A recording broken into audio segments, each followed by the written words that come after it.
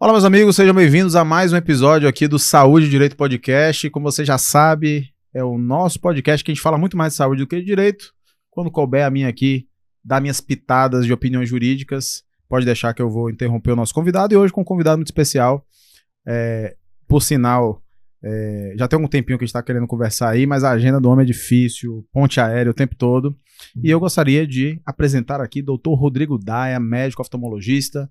E hoje nós vamos tirar muitas dúvidas, quebrar alguns mitos aqui com vocês sobre a nossa visão e também sobre os direitos do segurado de plano de saúde em algumas situações que são corriqueiramente problemáticas para garantir o seu direito de acesso à saúde.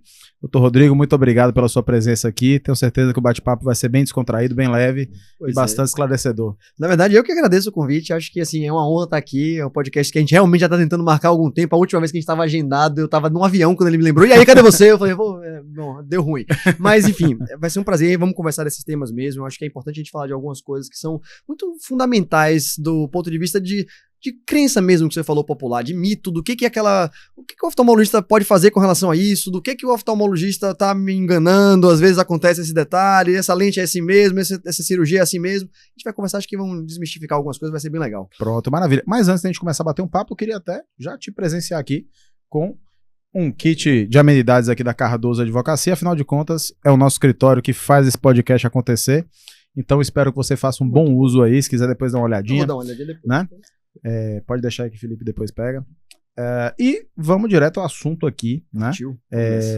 Bom, pessoal, a gente sempre traz convidados aqui para esclarecer pontos que são, sobretudo aqui, para mim que sou advogado, que atuo na área de saúde, e poder ter na minha frente um médico que pode trazer questões técnicas, que inclusive vai me ajudar bastante na minha atuação profissional, é muito bom. Assim eu espero, pelo menos, que eu possa ajudar. Com certeza.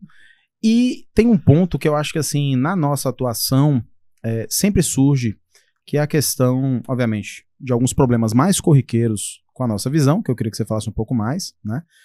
Por exemplo, a questão da catarata, a gente falou nos bastidores aqui sobre glaucoma, e talvez essa seja a minha primeira pergunta. Hoje, o que mais chega para Rodrigo no seu consultório?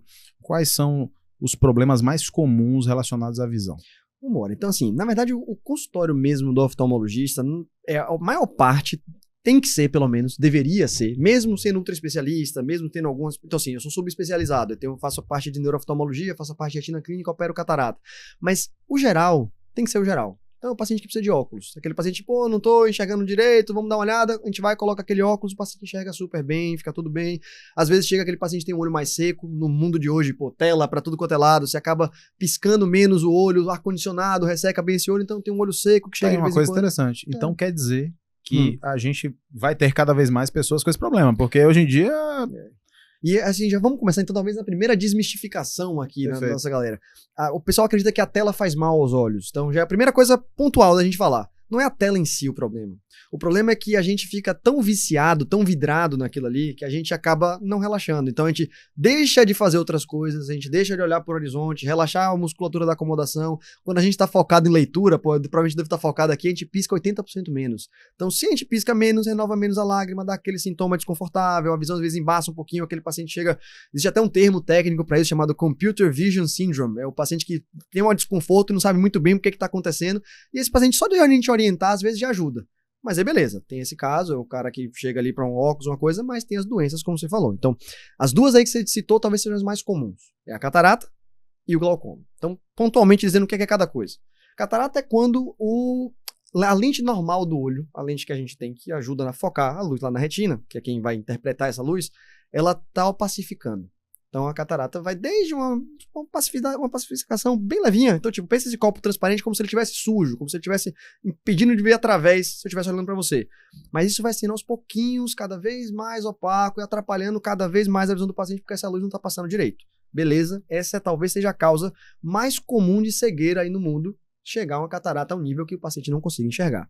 Só que ela é reversível. A gente tem cirurgia de catarata, acho que a gente vai conversar um pouquinho sobre cirurgia de catarata, não tem como fugir disso falando de direito de saúde, então a gente vai falar com certeza.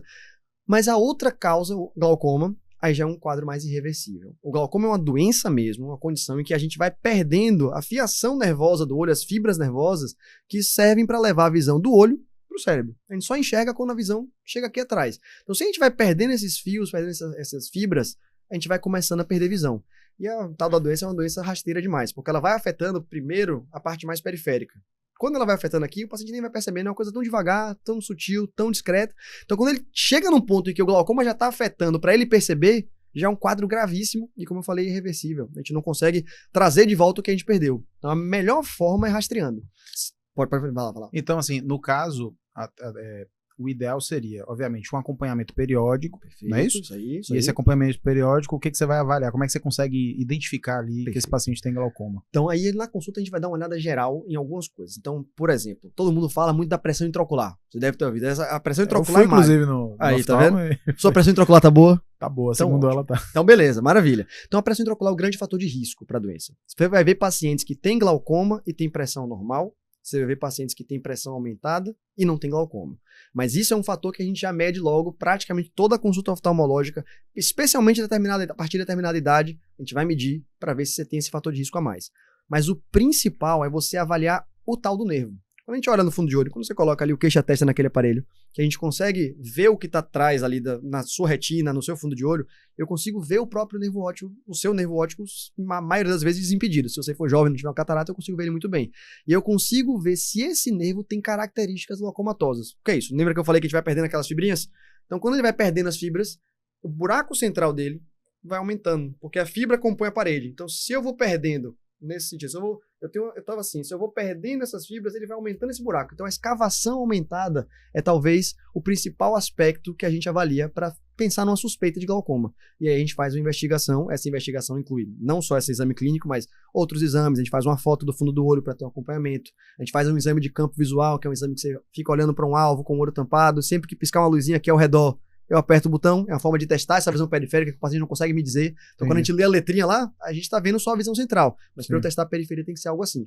E tem outros exames que conseguem medir aquela espessura daquela camada de fibras mesmo. E aí, pô, já a gente está falando de uma quase ficção científica aqui para examinar o paciente. E isso é muito interessante e entra no que a gente começa a discutir, porque muitas vezes o convênio não quer autorizar o exame. E esse já talvez seja um problema que às vezes a gente encontra.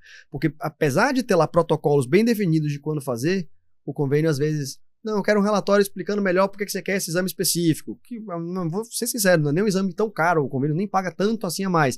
Mas já entra uma dificuldade maior, porque já é uma coisa a mais, digamos assim, do que a consulta clínica. Então, às vezes, alguns pacientes têm diminuição de acesso, não conseguem mesmo fazer um exame que talvez ajudasse no diagnóstico por causa disso. Espaça muito, às vezes, esse contato com o médico e aí, quando ele volta, já está num grau difícil de...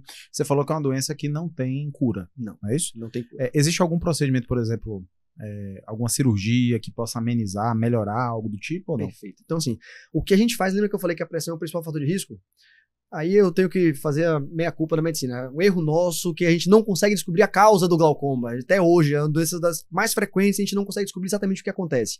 Mas a gente sabe que controlando essa pressão intraocular, mesmo ela estando muito alta, eu jogo ela para baixo, mas mesmo ela estando naquele limite normal, eu baixando ainda mais, eu tendo a dar uma segurada na progressão da doença. Que seja eu parar ela completamente, que seja eu desacelerar ela em alguns casos. Então, baixar essa pressão é nosso primeiro objetivo com ela.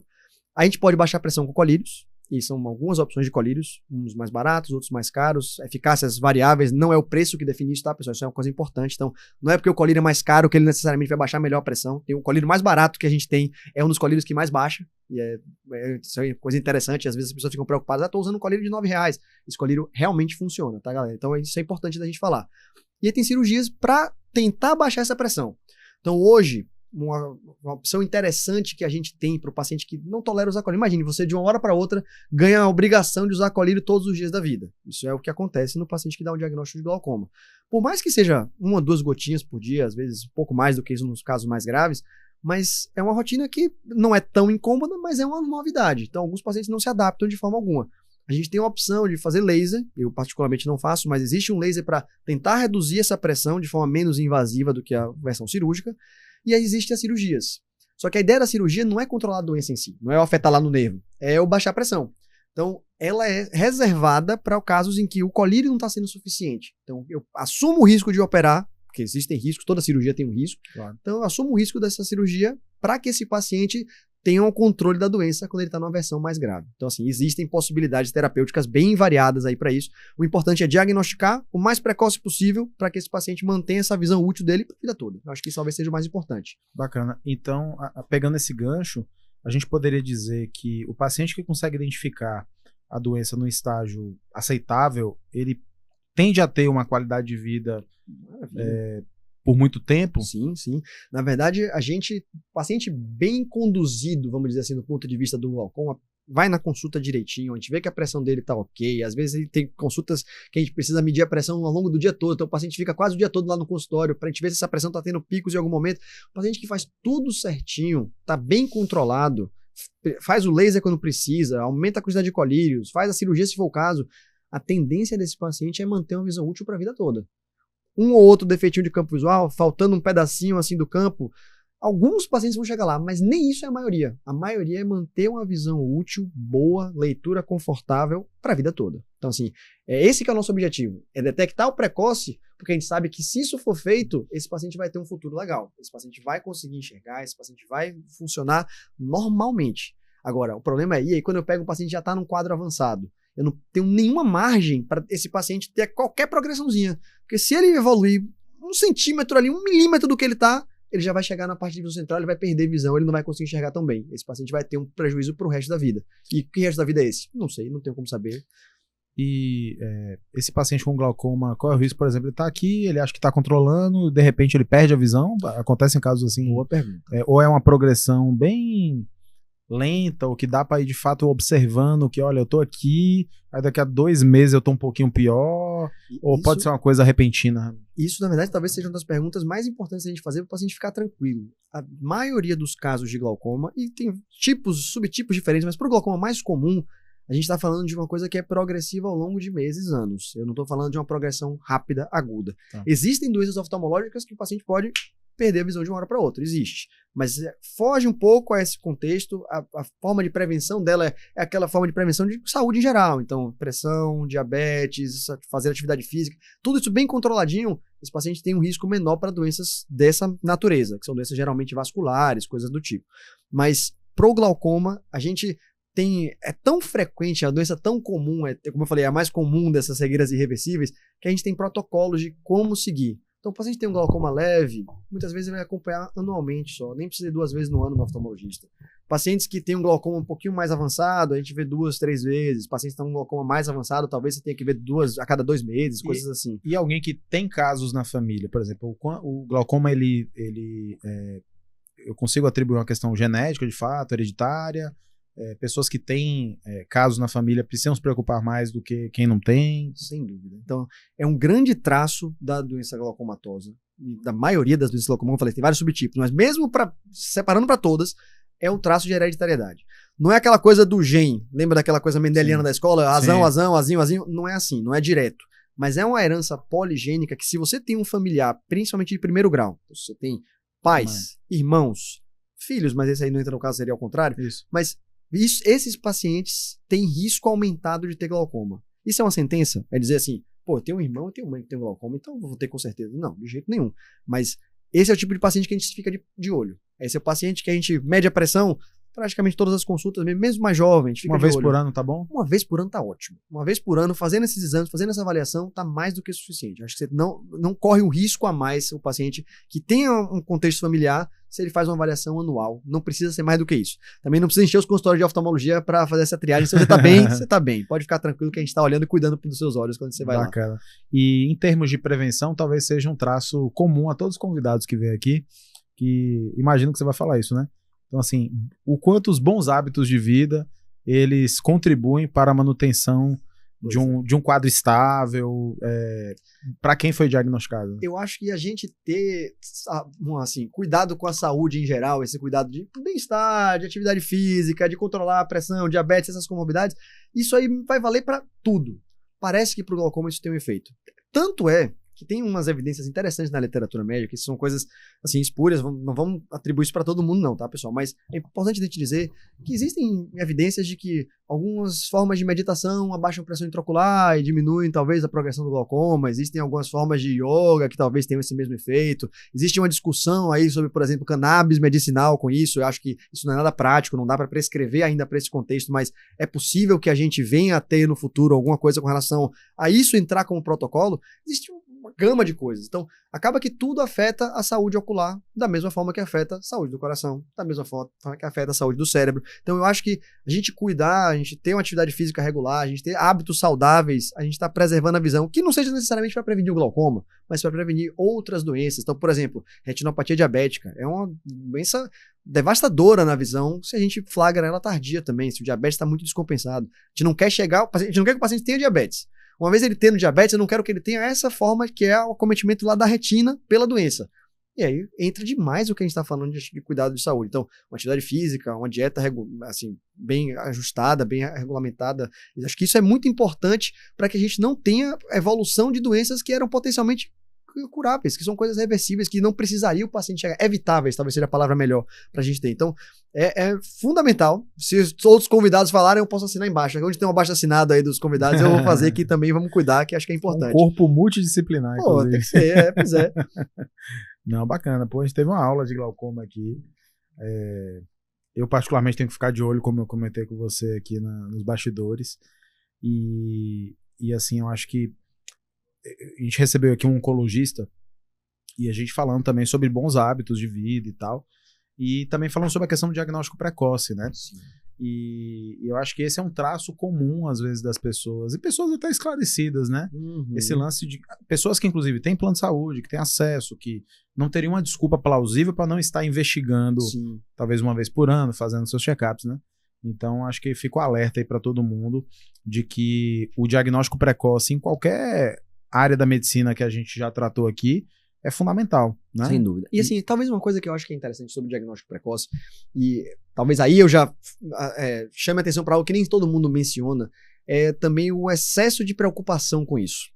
A gente, não sei se os outros colegas comentaram, mas a gente vive depois da pandemia um mundo em que as coisas viraram de cabeça para baixo. Então, assim, a gente tem um receio de adoecer hoje na população muito grande. A gente tem uma ansiedade de não querer ficar doente, não querer ter um problema. Ninguém quer ficar doente, realmente ninguém quer. A questão é o quanto isso pesa na sua vida. Então, não é porque, poxa, eu não quero ter glaucoma.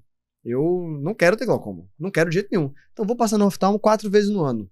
Eu vou procurar, vou cuidar, vou usar colírio antiglaucomatoso mesmo sem indicação, porque eu não quero ter glaucoma. Então a gente tem visto no consultório essa medida talvez mais exagerada de preocupação com a saúde. E isso eu tô mencionando porque às vezes a gente fica naquela preocupação de pedir exame. Então, pô, será que o médico não vai pedir nenhum exame pra mim?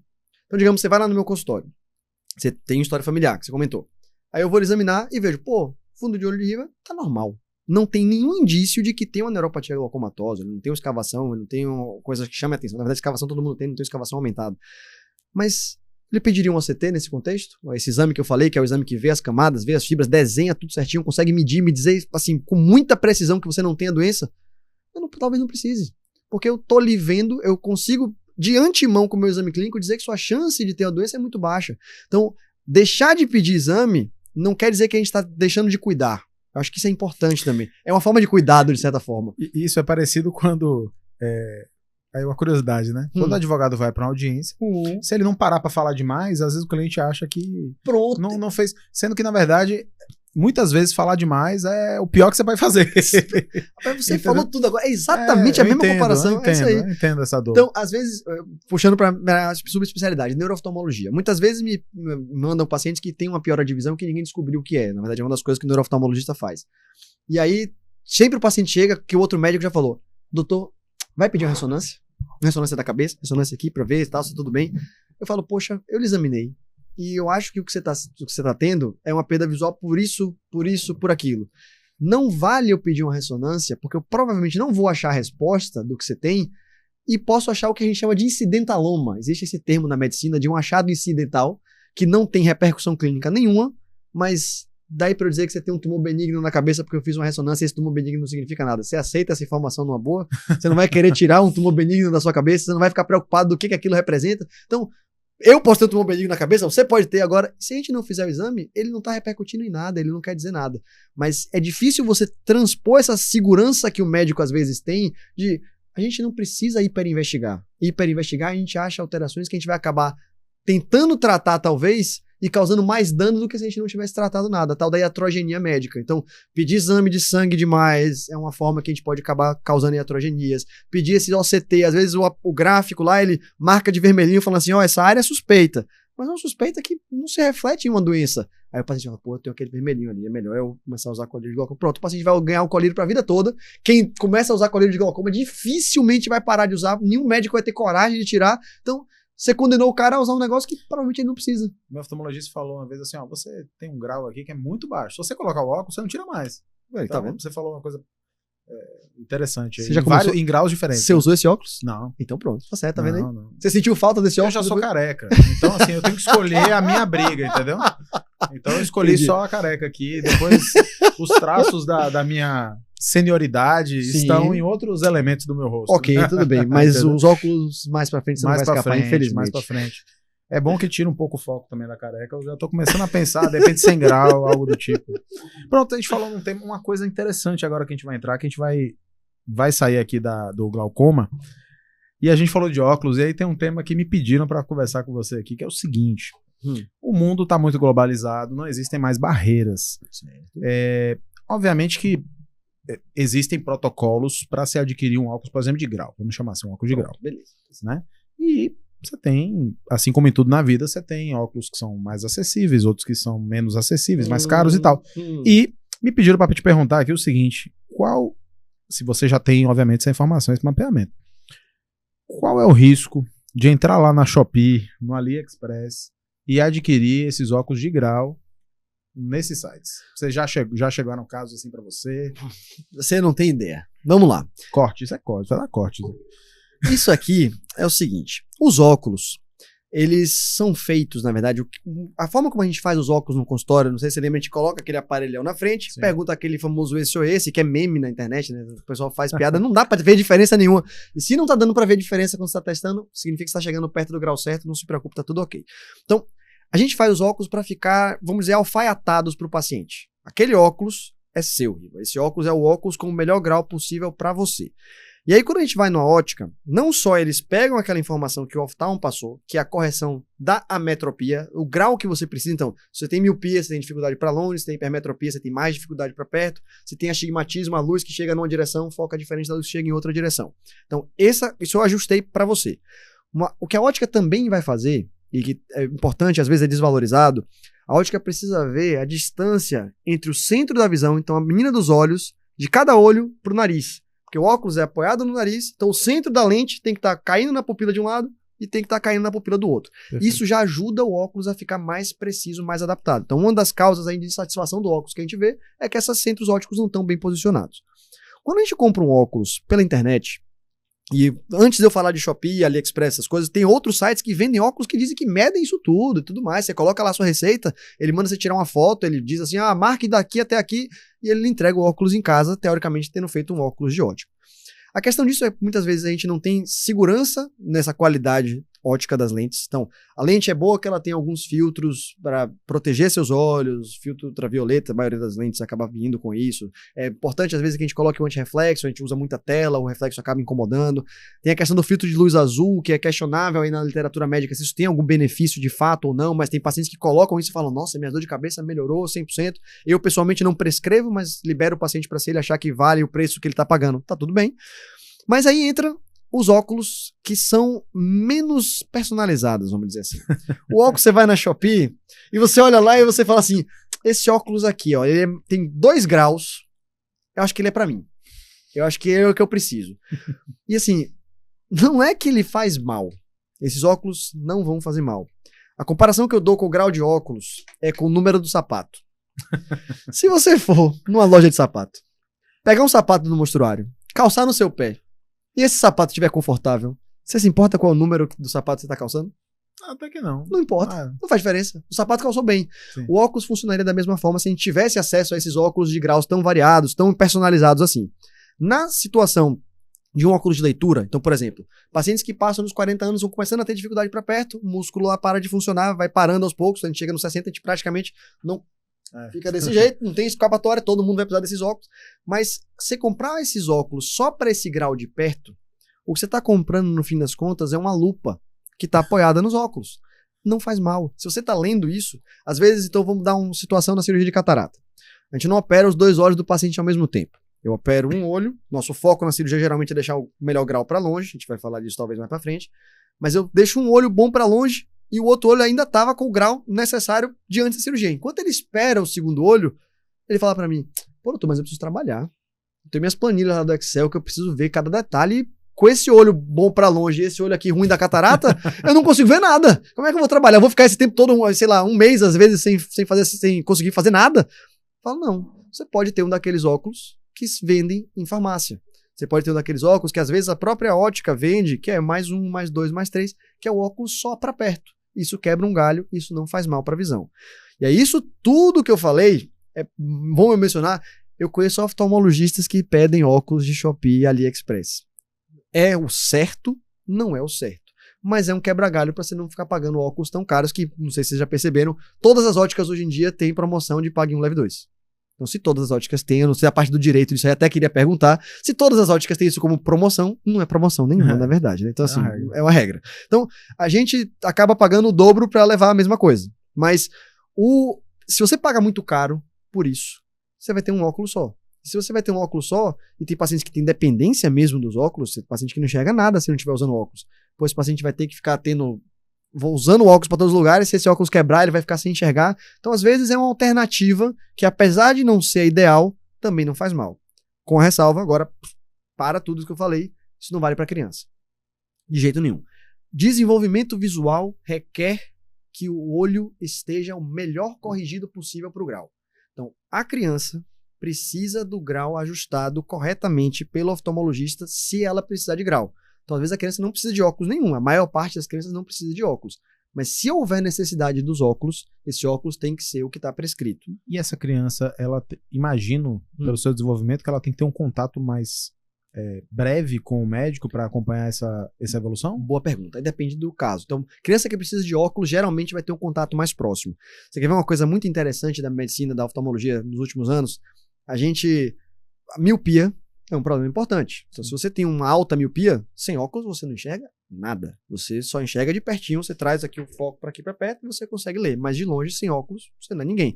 A gente fala, pacientes muitas vezes falam pra gente que eu acordo de manhã e pego meus olhos na mesa de cabeceira e coloco. Então a gente tenta evitar que esse paciente tenha uma miopia mais alta hoje em dia e a gente tem tratamentos para isso. Então, se você pega uma criança, tá ali nos seus 4, 5 anos, e essa criança tem uma miopia começando, você pode considerar, se você for oftalmopediatra, eu espero que os oftalmopediatras estejam fazendo isso, eu acho que a maioria tá, a gente pode prescrever uma lente específica que ajuda esse grau a reduzir. A gente pode usar aquele colírio da dilatação da consulta que todo mundo odeia, uma dose diluidinha dele, usando para diminuir a progressão do grau, para esse paciente não chegar numa miopia de 7 ou 8 graus lá no futuro. E principalmente, e aí entra talvez a coisa mais revolucionária que a gente viu nos últimos anos, atividade ao ar livre. Por incrível que pareça, estimular crianças a terem atividade ao ar livre faz com que essa miopia progrida menos. Porque ela tem muitos focos diferentes, assim? Provavelmente o estímulo de visão para longe, a falta do estímulo de focar para perto, de contrair o celular agora, então, imagino que, meu Deus. Você disse sozinho, nem precisei falar. Mais um traço marcante dos episódios é a gente falar de celular aqui. É incrível, é uma epidemia, a gente tem, epidemia não, talvez seja um termo exagerado, mas a gente vive um aumento absurdo de casos de miopia em pacientes pediátricos, e a gente atribui isso muito ao fato dessa mudança de paradigma. Enquanto a criança antigamente brincava do lado de fora, hoje em dia ela está indo mais para o celular, mais para as telas, que são mais práticos. Então a gente, principalmente lá mais no Extremo Oriente, que eles sempre tiveram o hábito de ser mais estudiosos, ser mais de livros e tudo mais do que essa atividade ao ar livre, tem uma miopia mais frequente lá, e aí eles pensam, pô, será que era isso mesmo? E aí lá começaram esses estudos, e a gente já transpôs esses dados, agora o mundo todo já confirmou que isso é importante. Então, uma recomendação global é estimule seu filho a ter atividade ao ar livre. Pode parecer ser aquela coisa de velho chato de não, deixa ele ser criado com vó, essas coisas assim. Mas é importante, do ponto de vista de saúde, acaba ajudando também a saúde ocular. Eu tenho uma filha de 2 anos e 8 meses, e assim, ela passou por um internamento recente aí, por questões respiratórias, Mas coisas de tá criança. tudo certo. Tá ótimo, graças a Deus. Mas o que é interessante, né? A gente tenta, ao máximo, dosar a tela, né? Sim. Não vou dizer, não somos pais 100% contra a tela. Tem aqueles momentos que a gente de escape ali, né? E sempre negociando. E tem como ser 100% hoje em dia? É muito difícil, muito difícil. Mas, e aí o que acontece? Ela ficou internada 3 dias. Uhum. E dentro de um quarto de hospital, é mais tela. Sim. O nível de irritação da criança aumenta muito mais. Ela começa, uma criança que era educada, começa a ficar mal educada. A paciência dela vai pros ares.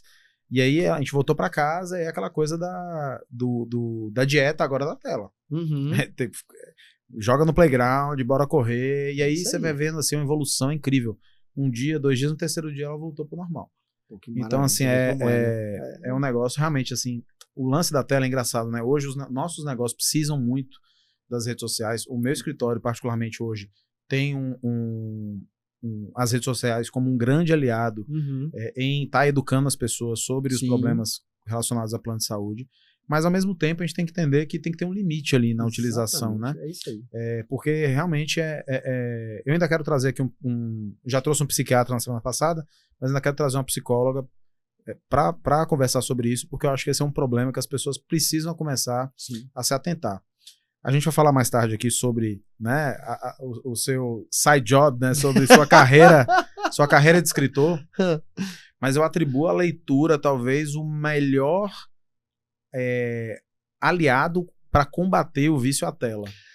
Rapaz, eu acho que seria maravilhoso que isso fosse o caso. E mesmo a leitura acaba entrando, eu sei que a tela é demonizada, tem um problema, mas digamos que pegue uma criança que ela não olha o celular, mas ela não tira a cara do livro também. Essa miopia pode acabar progredindo da mesma Também, forma. Então, assim, você vê como tudo é a dose, né? Isso. Tudo o veneno é a dose. Essa que é a Exato. questão. Então, assim, se você consegue fazer isso com sua filha, porra, parabéns, porque isso você tá fazendo a diferença dela. Inclusive, eu digo isso em relação a gente, né? Sim, muito relacionado totalmente. à questão da ansiedade que a tela gera. Então, acho que o livro não tem como você ler muito mais rápido. E aí você vai entrando num caminho de você se acostumar um pouco com aquele tédio da leitura, e que quanto mais você lê, mais você consegue lidar com esse tédio. Isso. É muito legal essa sensação. Quando eu consigo estar com a leitura em dia, é fantástico. Pô. Todo o resto da minha vida funciona melhor. Isso assim, e você falou uma coisa do tédio, que eu acho que eu falo pros pacientes, às vezes, que os pacientes não olham pra mim torto quando eu falo que, poxa, o fato de você estar usando o celular demais, computador demais, tá deixando o seu olho mais seco, tá lhe trazendo esses sintomas, você tá se sentindo assim, incomodado por isso, você tá enxergando um pouco mais embaçado por isso, seu olho tá ardendo mais por causa disso, aí o paciente fala, pô, mas não tem nada a ver, eu lia antes. Eu falei, mas sabe o que acontece? Pegue o ser humano, vamos botar aí, 20 anos atrás, o celular ainda não era uma coisa assim, que a vida tava aqui, não era nada. Você pegar uma leitura, uma atividade de perto, você começa a ler um livro, e por mais que o livro seja a coisa mais interessante que você lê na sua vida, depois de um determinado tempo, você cansa daquela mesma coisa. O ser humano é feito assim. A gente vive de pequenos prazeres, pequenas explosões ali de dopamina, serotonina, essas coisas. Então você acaba cansando. Só que você cansa, você nem percebe que você parava o livro um pouquinho, aí você dava aquela espreguiçada. Porque você tem um esforço mecânico, né? Isso também, pois é. Tem Então, esforço assim, mecânico. você fica naquela, você dá uma olhada, pô, relaxa. No que você já parou de olhar o livro, você piscou. Seu músculo deu uma relaxada. Você ficou muito mais à vontade, vamos dizer assim. O celular, quando você cansa do Instagram, você vai pro WhatsApp. Você cansa do WhatsApp, você vai pra internet. Você cansa da internet, você vai pro Candy Crush, esse negócio bizarro, terrível, que você fica preso, viciado nisso aí. Só não você pode ir pro jogo do Tigrinho. Por favor, pessoal, aí não pode, aí não vale. Mas é isso mesmo. A gente tava falando aqui mesmo, que a gente tava falando dos óculos, né? Sim, da Shopee. China, da Shopee. Uhum. E aí, chegamos no livro. Mas você vê como a gente, assim, caminhou, né? Mas enfim, é assim que é bom. É assim que é bom. Agora eu queria voltar um pouco mais pro segundo problema. A gente falou do glaucoma. E eu queria falar agora sobre a questão da catarata, que também é um ponto que eu não sei se todo mundo um dia vai ter, mas sim. Pronto. Então, na verdade, a única alternativa para você não ter catarata a gente não quer. É não viver o suficiente para ter. É assim, pode ser que sua catarata chegue com 50, pode ser que sua catarata chegue com 90, 120. Mas a catarata vai chegar porque é um processo natural de envelhecimento mesmo. É o que falam sobre o câncer, inclusive, né? Talvez. Acho que o câncer, na verdade, tem aquela questão da incerteza de onde você vai ter um câncer de pele, uma coisa desse tipo. A catarata, ela, no seu processo de envelhecimento, ela tende a ficar mais opaca. O cristalino, no caso. A catarata é o cristalino opacificado. Então, todo mundo que viveu o suficiente vai ter catarata. A gente fala ali 60 e poucos, 70 e poucos, a maioria das pessoas já vai ter algum grau de opacificação. A questão é que nem sempre é cirúrgico. Talvez seja o ponto que a gente vai abordar agora, entrar nessa questão da cirurgia da catarata. Sim. Às vezes não vale a pena ainda você operar a catarata, porque você não vai ter tanto benefício assim. Mas que já vai começando a ter uma opacificação, já vai começando a ter. Então, respondendo essa pergunta, todo mundo vai ter catarata. Todo mundo já vai ter. Então, você que tá em casa, se prepare pra chegar sem bem, ansiedade, hein, pessoal? sem Lembra que eu falei de não ter ansiedade com isso. Que seja com 120 anos, então. Isso, perfeito. Maravilha. E hoje, então, assim, pensando num quadro de alguém que já foi diagnosticado com catarata e que tem indicação cirúrgica, né? Quais são hoje as técnicas disponíveis? Quais são...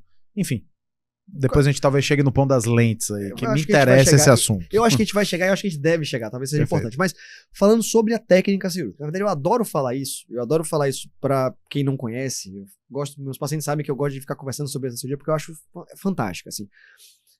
A gente chegou talvez no estado da arte, na tecnologia, na forma de se tirar uma catarata e de se colocar uma lente trocular. Nossas incisões são pequenininhas, então a gente faz um pequeno cortezinho que depois da cirurgia a gente não precisa nem dar nem um ponto. O corte autocelante, ele colaba por si só. A gente usa a catarata, a lente, ela como se fosse um travesseiro dentro de uma fronha. A gente faz uma pequena abertura nessa fronha aqui na frente, a gente aspira esse conteúdo com um aparelho que tem um movimento ultrassônico. Que é o que dá opacidade Que é o que... Não, a opacidade, na verdade, a gente está tirando a opacidade. É isso, você tira a opacidade. Tira toda essa estrutura, esse tecido de lente aqui dentro. E aí sobra a fronha. E a gente usa a própria fronha que ficou, que é transparente, permanece transparente. A gente coloca a nova lente ali dentro, terminada a cirurgia. Então, assim, é uma cirurgia extremamente reprodutível. Você vai entrar em praticamente todos os olhos sabendo exatamente os passos que você vai ter, porque para todas as cataratas você vai ter praticamente o mesmo passo a passo.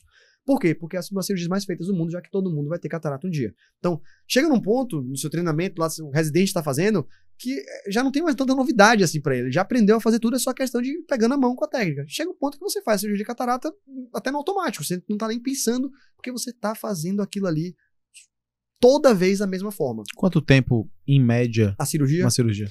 Vamos variar aí de serviço para serviço. Então, existe quem faça a cirurgia de catarata hoje em 5 minutos. Pô. Seria o jeito mais prudente? Seria uma coisa meio intempestiva? Isso seria talvez a coisa que é feita mutirão, por exemplo. Então, se vocês procurarem na internet, indianos têm cirurgiões que operam catarata talvez até menos do que 5 minutos. É incrível. Mas acho que o tempo médio de uma cirurgia pensada, bem feita, cuidadosa, com tudo feito do melhor jeito possível, entre 15 a 20 minutos, 15 a 25 minutos, dá para se fazer tranquilo. Não é estranho você dizer que uma cirurgia de catarata durou 10 a 15 minutos, você fala assim, bom cirurgião, ele tá fazendo isso ali muitas vezes, mas eu acho que 15 a 20 talvez seja o tempo mais normal, mais habitual. E aí varia também técnica anestésica, tem lugares que você faz só com uma gotinha de colírio, que o colírio é suficiente, às vezes, para você não sentir dor, não sentir o desconforto, você tá mexendo no olho. Tem lugares que faz um grau de sedação, para o paciente ficar mais relaxado, mais zen. Isso é bem variável, então acaba que o tempo cirúrgico total vai ficar aí meia hora, talvez, em alguns lugares. Dúvida que eu sempre tive. O paciente consegue enxergar ou nesse momento da anestesia, ele perde a visão momentaneamente? É uma curiosidade. É uma excelente curiosidade, na verdade é uma muito boa curiosidade. Se os pacientes chegassem sabendo isso, às vezes até não complicaria tanto a gente. A maioria dos pacientes enxerga, só que ele não consegue focar. Porque como é uma coisa que está acontecendo dentro do olho, nosso foco está acontecendo para coisas externas, ele vê um movimento, vê uma luz, vê uma coisa diferente. Tem pacientes artistas, é bem interessante, que eles falam assim, nossa, que coisa, que iluminação interessante, que reflexo maravilhoso, coisa bonita. Mas às vezes, quando a gente faz uma técnica anestésica de anestesia do globo, isso anestesia o nervo óptico, aquele que leva a visão lá pro cérebro, e o paciente não enxerga nada, é normal também que não enxergue durante a cirurgia. Então, depende da técnica que a gente for usar. Eu sempre imaginei, meu Deus, deve dar uma agonia retada isso aí, porque... Rapaz, assim, eu, oftalmologista, sabendo como é que é feita a cirurgia, talvez eu preferisse dormir só porque eu sei o que tá acontecendo. Perfeito. Eu ia ver cada etapa e falar assim, será que esse cara tá fazendo certo no meu olho? Será que ele tá fazendo direitinho, com cuidado, com o mesmo cuidado que eu teria com o olho dos outros? Você não gosta de pegar carona, né?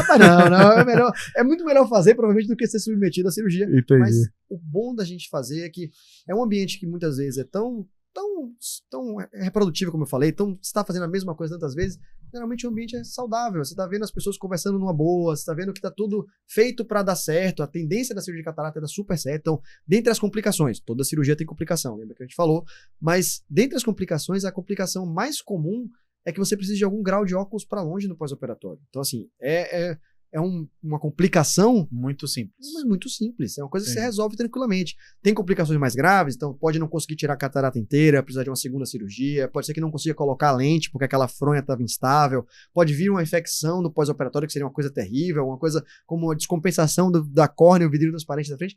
Pode, somado isso aí não dá 1%. Então, a gente faz a cirurgia com expectativa muito boa de resultado. A gente pode dizer que é sempre um resultado garantido, definido, como muitas vezes você ouve o paciente chegando e você, mas doutor, o outro médico falou que a cirurgia era garantida. Eu digo, poxa, a gente não pode garantir. É causa-ganha, doutor. É causa-ganha, doutor. Não, pronto. É causa-ganha, doutor. Não é. Seria antiético dizer que é, pois, né? Exatamente. A gente não pode. Nem nunca, nem sempre na medicina. Nem acho que nem nunca, nem sempre no direito também. Na advocacia, com certeza, não. Seria uma infração ética prometer resultado, né? Pois é. Não, bacana. E você falou agora das lentes que vão por dentro dessa fronha, que são as lentes intraoculares? Essas mesmo, exatamente. Perfeito. Eu queria tocar nesse assunto e entender, porque isso tem sido objeto de discussão na justiça, a diferença... Primeiro, existem objetivos diferentes para as lentes, correto? Quais seriam os objetivos diferentes para essas lentes? Vamos lá. Então, primeiro objetivo, substituir a lente que o paciente tem. Então, puxando um breve histórico rapidinho. Antigamente, se fazia cirurgia de catarata, eu tirava a lente do paciente e não colocava nada no lugar. Eu não tinha nada para Ficava só a fronha. Ficava nem a fronha. Às vezes, antigamente, tirava a fronha toda. Tirava quase tudo. Então, assim, na verdade, a cirurgia era você entrava com um negócio que que congelava, você congelava na catarata e você arrancava tudo que vinha junto. Era a primeira cirurgia de catarata bem feita, vamos dizer assim, era essa. Dá para ver que não era bem feita, né? Então, e aí, graças a coisas que acontecem na evolução técnico-científica, graças à guerra, um médico percebeu que os pilotos que eram atingidos enquanto estavam no avião, o cockpit estilhaçava e entrava no olho, o médico falou assim, nossa, esse pedaço de cockpit que entrou, ele não inflama o olho. Ele é inerte, ele fica aqui, vai ficar a vida toda e não acontece nada. E se eu fizesse uma lente desse material, que é inerte? Aí começaram a pensar na possibilidade, poxa, a gente pode trocar a lente, na verdade, a gente pode tirar a que o paciente tem e colocar uma outra no lugar. Então, revolucionou. Aí ficou uma coisa fantástica. E aí disso veio a evolução das lentes em si. Então era uma coisa grosseira, agora é uma lente mais fina do que a nossa própria lente. E é uma lente que, primeiro objetivo, vamos trocar ela, a que o paciente tem que estar opaca, por uma transparente. Então o objetivo de transparência é primeiro. Depois vem o objetivo de foco. Então, se eu puder deixar que o paciente tenha menor dependência de óculos, porque eu calculo uma lente intraocular que vai ser melhor para ele do que a lente que ele mesmo tem, isso já melhora. Então agora eu consigo calcular qual é a melhor lente para o olho de cada intraocular para o olho de cada paciente. Então você teria hoje uma lente que a gente poderia chamar de multifocal, seria isso? Aí ela vai chegar, ela é o próximo passo. Então por enquanto nesse momento eu só conseguia ter monofocal, eu só conseguia dar um foco, que esse foco para ou era perto ou era longe. Ou era perto ou era longe. Tá. Então, mas eu não quero ficar dependendo de óculos, eu quero um olho para perto, um olho para longe. Fazíamos. Isso se chamava monovisão. Existia isso, tem seu lado bom, tem seu lado ruim. Só que aí pensaram, será que a gente tem como colocar para ter foco para longe e perto ao mesmo tempo? Será que a gente tem como trazer aquela visão que o paciente jovem tem, que ele, eu chego aqui, eu consigo ler, eu olho para longe, eu tô tranquilo, eu ainda tô abaixo dos 40 anos. E aí começou a se buscar isso, já como uma mais, vamos dizer assim, em relação ao que as lentes ofereciam. E a gente não consegue fazer o efeito de acomodação. A acomodação, eu consigo enxergar de perto porque o músculo ali dentro do olho contrai, muda o formato da minha lente normal e ela traz o foco para perto. Não conseguimos ainda lentes que façam isso. Mas pensando num ponto de vista óptico diferente, eles criaram umas camadas nessas lentes, que eram as monofocais antigas, e que divergem uma parte da luz para que eu tenha uma parte focando quando a luz vem de longe e uma parte focando quando a luz vem de perto. E essa é a multifocal. Aí a lente multifocal surgiu para ser uma coisa revolucionária. Então, não só eu estou tirando a opacidade, corrigindo o grau do óculos que o paciente tinha para longe, como eu estou devolvendo uma visão de perto que o paciente já não tem. Vamos dizer que o paciente tem a catarata aí com seus 60 e poucos anos, o paciente não tem há 20 anos. Então agora, operar catarata virou uma coisa mágica, maravilhosa. E aí disso a gente já evoluiu ainda mais. Então, hoje que a gente usa muito computador, parece piada, mas a gente divide realmente a visão em longe e perto, que é o óbvio, mas tem a distância intermediária. E o computador está bem nessa distância intermediária na maioria dos pacientes. Então, pacientes que tinham essa multifocal, que só tinha 2 focos, ficava achando ruim a visão do computador. Então, aí criaram a trifocal, que é a lente multifocal mais cara. Então, a gente tem evoluído muito nisso aí. essas lentes, por conta dessa investigação tecnológica, acaba que entram nessa questão de custo. Que provavelmente é o que você falou que tem interesse em saber, é porque deve estar chegando muito aqui no escritório sobre esse contexto, não é não? Exato. E aí vem um ponto que eu queria entender do ponto de vista técnico. Se a escolha, por exemplo, de uma lente nacional e uma lente importada, ela tem uma interferência ou melhor, se existe uma indicação clínica sua, Sim, médica, sim. enfim, para que aquele problema seja resolvido com a lente que só a importada, por exemplo, resolveria. Certo. Ou se não, nós temos lentes equivalentes e que seria um mero capricho Usar do diferente. paciente usar diferente. Perfeito. Então, lembra aquilo que a gente falou no começo, que a gente ia desmistificar algumas coisas? Sim. A desmistificação da importada versus nacional. Via de regra, a gente tem lentes de qualidade ótica melhor nas importadas. Então, essas lentes, elas oferecem uma visão com a qualidade melhor para esses pacientes. Muitas vezes tem durabilidades um pouco maiores. Então, eu não vou falar marcas, mas assim, essa questão de nacional e importada é para diferenciar mais ou menos isso. O que é que a gente chama de importado, o que é que a gente chama de nacional. E aí, essa qualidade ótica melhor é o que a gente tende a oferecer para o paciente, porque, pô, eu tô colocando algo que a intenção é que fique no olho do paciente pro resto da vida. Então, acho que essa diferença entre tentar prezar por uma melhor qualidade, e isso eu tô falando primeiro só de monofocais, a lente que só corrige a visão para longe, a gente vai chegar nesses outros temas depois. Mas a lente nacional, regra, aqui se coloca, por exemplo, no SUS, a lente que em alguns casos, a depender da lente, não é todo o SUS que coloca as mesmas lentes, mas ela pode opacificar, e aí é uma cirurgia que eu preciso retirar essa lente, eu não tenho como limpar essa lente, aquela coisa de, vou limpar a lente com laser, isso é limpar a fronha, aquela fronha que eu falei que é a cápsula na verdade, então você não limpa a lente de fato. Então essa lente pode opacificar e eu tenho que tirar. Essa lente, ela pode ser menor o tamanho dela, então em cirurgias às vezes que são um pouquinho mais difíceis, essa lente menor pode dar uma dificuldade técnica, uma complicação pós-operatória. O material delas às vezes interage com algumas outras cirurgias oftalmológicas que você pode fazer, coisas que eu estou citando, mas que são mais raras, que não são tão frequentes assim. Então, dizer que o paciente vai ter um prejuízo garantido por optar por uma nacional em relação à importada, e aí as aspas valem porque são nacionais, várias nacionais e várias importadas, não dá pra gente chegar nesse ponto. Assim, talvez ele tenha uma chance maior de ter um problema, mas ele não vai ter necessariamente um problema. Então isso já é um primeiro ponto de desmistificar que eu acho que é importante. Aí se você me perguntar, vou responder antes mesmo da pergunta. No seu consultório, dos seus pacientes, que lentes você usa? Nacional ou importada? E aí, de regra, a gente usa as lentes, aspas, importadas. E aí eu coloco, na verdade eu separo mais em qualidade, em grupos de o que ela oferece em relação à visão, à qualidade. Então, eu diria que tinha as de entrada, e a maioria das nacionais vai cair nesse grupo das lentes que são de entrada. Tem as lentes intermediárias, em termos de qualidade do que elas oferecem, e tem as lentes que o segmento oftalmológico chama de premium. É uma palavra que eu não gosto tanto, mas é o que se fala muito, provavelmente vocês vão ouvir isso em consultórios. A gente usa essas importadas nesse segmento intermediário aqui. E por que eu uso elas? Porque a qualidade ótica para longe... Por que eu uso elas não? Porque eu uso elas de basal, antes de comentar das outras possibilidades. Porque a qualidade ótica delas é boa para longe, muito boa. É fantástica. Na verdade, se eu fosse fazer uma minha cirurgia de catarata hoje, provavelmente eu colocaria uma lente desse grupo. E elas não têm os riscos da de entrada de ter uma qualidade ótica pior, de ter uma pacificação, de ter uma coisa assim. Então, no fim das contas, a gente pensa na importada por isso. Mas aí tem o outro lado. Que por que eu posso começar delas e não começar das outras? Porque o convênio tende a pagar alguma coisa por essa lente aqui. Geralmente o convênio cobre o valor, o custo dessa lente intermediária. Então, não tem por que pensar em ir para outra e oferecer menos para o paciente se a maioria dos convênios, e a maioria, tem convênios que realmente não pagam nem o custo, às vezes, da de cá. E aí acaba saindo um pouquinho do honorário aqui. Mas isso aqui é o mínimo que eu ofereço para o meu paciente, porque eu acho que é o que o convênio está pagando para que o paciente tenha. Então, a gente já... Não é que o convênio é malvado e só paga as de cá. Talvez ele esteja pagando essa daqui e a gente não esteja sabendo indicar, aproveitar alguma coisa nesse tipo. Então, a gente parte desse ponto. Entendi. Mas aí vem as outras que eu acho que a gente vai conversar.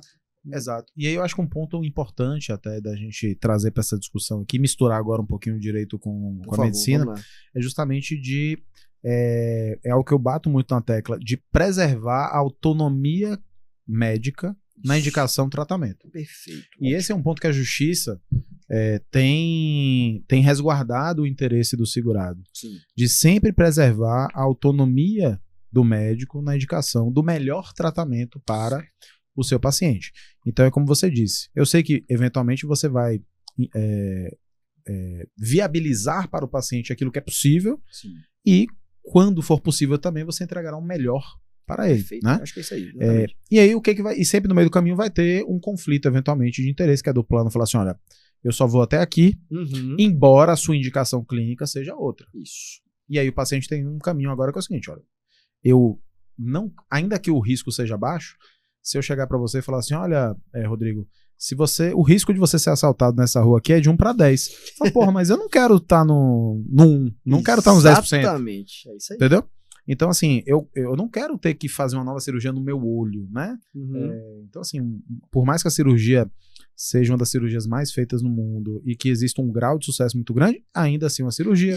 Tem um desconforto depois do pós-operatório, tudo isso. Só para fazer uma ressalva importante, desculpa ter interrompido, mas não. A cirurgia de catarata é muito mais fácil do que a cirurgia de tirar a lente que a gente colocou intraocular. Pois é. Então, assim, são cirurgias bem E diferentes. deve ser muito mais caro pro plano, inclusive. Pô, entendeu? Se fosse precisar disso, seria. Sim, que é um ponto importante. Então, assim, se a gente tem observado a justiça no seguinte sentido, então, se essa é a sua situação, se um dia você precisou fazer uma cirurgia de facetomia, não é isso? Isso, facetomia. E não teve a cobertura integral da sua lente, porque houve essa divergência entre aquilo que o plano se predispôs a cobrir e a indicação do seu oftalmologista, saiba que você teria direito a receber a diferença, aquilo que você pagou a mais. Ou se você ainda vai submeter a cirurgia e foi surpreendido pela negativa, a justiça tem entendido que nesses casos, mais uma vez, a autonomia do médico na indicação do tratamento deve ser preservada e fatalmente a justiça vai determinar que o seu plano cubra a lente que foi indicada pelo seu médico, porque não é uma questão de capricho.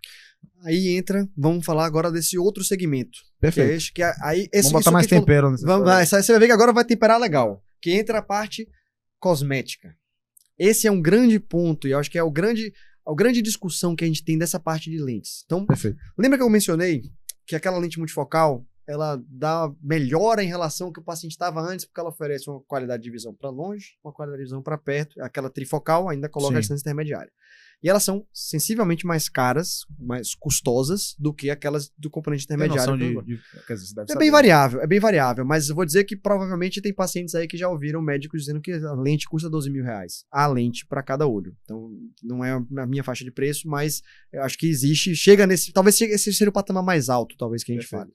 Mas essa faixa de preço é uma faixa de preço que é muito proibitiva para uma grande parte da população, sem dúvida. Só que aí entra isso que você falou da indicação clínica. Eu, enquanto oftalmologista, que eu trato de doença, que é aquele primeiro momento que eu falei, eu trato a opacidade do cristalino. Então, o que eu estou tratando com a cirurgia, que é a doença, que é o problema, é a lente que estava opaca e impediu o paciente de enxergar. Eu dar o grau para longe já é ótimo, já é maravilhoso. Eu corrijo, melhoro o máximo possível para ele enxergar de longe. Mas o convênio entende que é uma doença mesmo, eu dar esse a mais para o paciente enxergar de perto. Acho que esse que é a grande discussão. É como cirurgia refrativa. Você deve ter casos de cirurgia de paciente que judicializa para fazer a cirurgia para ficar livre dos óculos, paciente jovem. Que o convênio tem, aspas, obrigação de cobrir quando o grau é acima de 5, por exemplo. Acho que é 5, 6, uma coisa desse tipo, eu não faço cirurgia. Mas porque ele entende que abaixo de 5 é uma cirurgia de caráter estético para o paciente não usar os óculos. E eu acho que o raciocínio que se faz por trás dessa lógica de eu cubro a lente até aqui, é porque a sobra daqui é perfumaria. A sobra daqui é o paciente pagando por algo que talvez seja, um ponto de vista mais cosmético, menos funcional. Então, se você me perguntasse, pô, Rodrigo, mas vem cá, a gente está falando de indicação clínica aqui. Existe indicação clínica de que eu preciso usar essa lente porque ele vai ter prejuízo se eu não usar essa em relação de cá? Não tenho. Eu não tenho como dizer que o paciente ele vai ser prejudicado por não usar o que existe de melhor em relação a uma que já é muito boa. Se você me pedisse para fazer um relatório, por exemplo, dizendo isso, eu vou dizer, poxa, eu não consigo. Mas aí entra dentro da sua autonomia. Exatamente. Né? Eu acho, e esse que é um ponto, talvez, que aí o problema esteja do meu lado. A minha culpa dos médicos oftalmologistas. A gente passar para o paciente que ele só tem essa alternativa de ser a lente mais cara. De que, sabe aquela coisa do fear of missing out, aquela expressão que você... FOMO. Você tem medo de você estar perdendo a oportunidade de fazer uma coisa. Talvez a gente tenha que tomar cuidado quando a gente fala para o paciente de que ele está perdendo algo que é assim, imprescindível para ele. Talvez não seja esse o caso. Então, quer ver um exemplo que é interessante da indicação clínica? Como eu falei, eu faço neurooftalmologia. Então, o paciente que teve uma neuropatia óptica em algum momento, ele tem contraindicação a usar aquela lente multifocal. Porque, como eu falei, uma parte da luz vai focar para perto, uma parte vai focar para longe. Só que meu paciente precisa que toda a luz que chega foque perfeitamente na retina dele. Eu não posso ter uma perdinha de sobra para outras situações. Então, se eu coloco uma lente dessa, eu posso acabar prejudicando um pouco a visão dele. Então, é para mostrar como... Então, esse é um caso que não seria perfumaria. Esse caso, na verdade, é o contrário. Eu quero usar menos. Eu quero usar a lente que o convênio cobre. Então, o que eu quero dizer é que se tem situações em que isso é prejudicial, como é que eu vou argumentar que ela é essencial para os outros casos? Então, é uma situação que é um dilema, assim, eu acho que é um dilema até filosófico da gente discutir o que é justo, o que não é justo, porque se você parar pra pensar, a gente tá falando aqui de lente intraocular, e pessoal, assim, a cirurgia de catarata é uma cirurgia fantástica, você tem um resultado excepcional, se a lente bem indicada para você for bem colocada, você vai ficar com uma visão muito melhor do que você tinha há muitos anos, isso é fato, mas o convênio vai pagar por uma lente que custa R$12 mil, e o convênio nem paga óculos para quem precisa? Você já parou pra pensar que o SUS não dá óculos de graça pra pessoa que tem grau, sei lá, 5, 6? Às vezes o SUS tem que pagar terapias que custam, sei lá, R$15 mil por mês, mas um óculos que custaria, talvez um óculos simples, custaria 1.000, a gente não tem acesso. Então, é uma discussão de o que é direito dentro da sociedade nossa, do que a gente pode ter, que eu acho, assim, a gente tá engateando muito em algumas coisas, a gente tá evoluindo muito rápido a tecnologia, mas a repercussão disso acaba que a gente fica um pouquinho defasado. A gente briga por coisas que são, sei lá, etéreas ainda, talvez. Enfim, eu acho que isso é uma discussão muito, muito rica desse ponto de vista. Então, às vezes o paciente chega para mim e fala, doutor, essa lente que custa esse valor é a melhor lente? Aí eu falo, não. Essa lente que custa esse valor é a lente que é mais cara. Isso tá demonstrado que tá. E é a lente que tem maior vantagem para o paciente que quer se ver livre dos óculos. E se você fosse operar sua mãe hoje? Você operaria e botaria qual lente? Eu botaria a lente que fosse mais adequada para o perfil dela. Fosse essa, se ela quisesse se livrar dos óculos. Mas, por exemplo, minha mãe gosta de desenhar, ela é artista, ela faz aquarela. Essa lente pode perder um pouco de nitidez, de qualidade, que eu não consigo corrigir nem com os óculos. Eu vou colocar uma lente que corre esse risco numa pessoa que é artista, que faz arte? Por exemplo, um arquiteto, um engenheiro que precisa daquelas linhas retinhas, certinhas. Eu vou colocar uma lente que pode causar uma piora do trabalho dele só porque ela é a melhor, a mais cara? Então, se você perguntar do meu olho, como eu falei, eu colocaria uma lente... Existe uma lente hoje, que é uma das lentes que eu tenho mais gostado, que não é das mais caras, também o convênio não cobre, mas ela tem um valor mais acessível, que ela me dá uma excelente visão para longe, eu não tenho prejuízo da qualidade de visão, e eu ganho uma autonomia para visão de computador, que quando eu opero os 2 olhos, às vezes eu consigo até ler sem óculos. Então, tipo, sem ter o lado ruim de ser tão cara e tão custosa do ponto de vista visual das outras. A gente tem um arsenal muito grande, eu acho, de lentes. Até a indicação hoje em dia de o que você faz, para que tipo de paciente você coloca, quem pode, quem não pode. Então, existe uma regra, por exemplo, que pacientes que têm uma alteração de retina chamada membrana epirretiniana não podem colocar essas lentes multifocais difrativas. Hoje em dia o pessoal fala assim, pera aí, na minha mão, que eu consigo operar essa membrana sem uma sequela, essa membrana que é uma cirurgia de retina, é outra situação, mas eu consigo entregar um resultado. Pô, se essa pessoa consegue entregar, ele tem que seguir o protocolo de que tá dizendo ali que não faz bem? Não sei, não temos resposta para algumas dessas perguntas. Então, eu acho que a gente dá uma regra geral de que é melhor essa. Essa daqui é a que o paciente precisa, ele não vive sem essa lente, que é a lente premium, aqui é a palavra premium de novo. Isso aqui eu acho que a gente não deve caminhar para esse lado. Eu acho que a gente deve caminhar para o lado de, se o paciente tiver interesse, se o paciente tiver indicação clínica, que é uma coisa que você falou que é muito importante, se o paciente tiver a capacidade de ter acesso a isso, seja buscando uma reparação judicial ou na verdade, se antecipando ao convênio, ou se o convênio bancar, aí tudo bem, aí eu acho ótimo.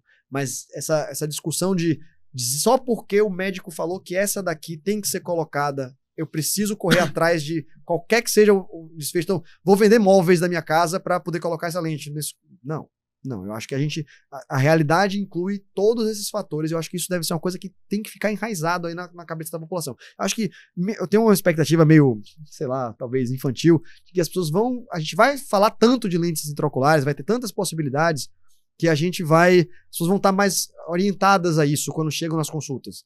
É como antigamente, os mais idosos não sabiam que existia lente intraocular. Então, quando você começou a fazer a facoemulsificação, que é essa técnica que você permite colocar lente, sim, o paciente fala, peraí, calma, vou colocar uma lente, vai ficar para sempre? Mas essa lente não vai arranhar, essa lente não vai ficar aqui fora. Tem que tirar para lavar? Tem que tirar para lavar. Tirar para lavar é verdade, as pessoas perguntam. Então, a gente já hoje em dia, o paciente já aceita isso como uma coisa natural. É um processo que vai acontecendo. Então, acho que a gente vai chegar lá. Mas, por enquanto, eu acho que ainda estamos, como eu falei, engatinhando no que vale para cada um.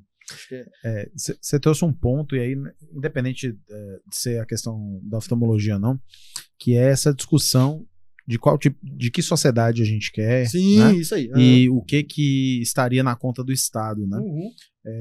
Recentemente chegou uma discussão no STF justamente para falar dos medicamentos de alto custo para doenças raras, sobretudo. É uma questão realmente filosófica que tem que ser discutida, e dizer que tem um lado certo, um lado errado. Existem ótimos fundamentos para os dois lados. É muito complicado realmente a gente colocar uma regra geral para isso, porque de fato existem medicamentos que uma dose às vezes custam milhões de reais. Exatamente. Né? Então, assim, isso é muito complicado a gente avaliar, né? O quanto você meio que dá um preço para uma vida. Exatamente. Né? É porque, obviamente, que se não for a vida de alguém próximo de você, talvez você considere do jogo, é isso mesmo que acontece. Mas, poxa, é realmente muito complicado essa análise. Não, né? A gente, assim, você falou dessas medicações, tem uma medicação nova para uma doença genética que leva a cegueira irreversível, uma cegueira gravíssima, que afeta a criança muito pequenininha. E aí descobriram uma forma de dar o gene que está defeituoso para essa criança enxergar um pouco melhor. Só que, o que é um pouco melhor? Então vamos lá, pega a sua situação. Você enxerga bem, está tudo certo. Se eu tirar a sua visão e lhe deixar enxergando só luz, você só vai ver se a luz está acesa ou está apagada.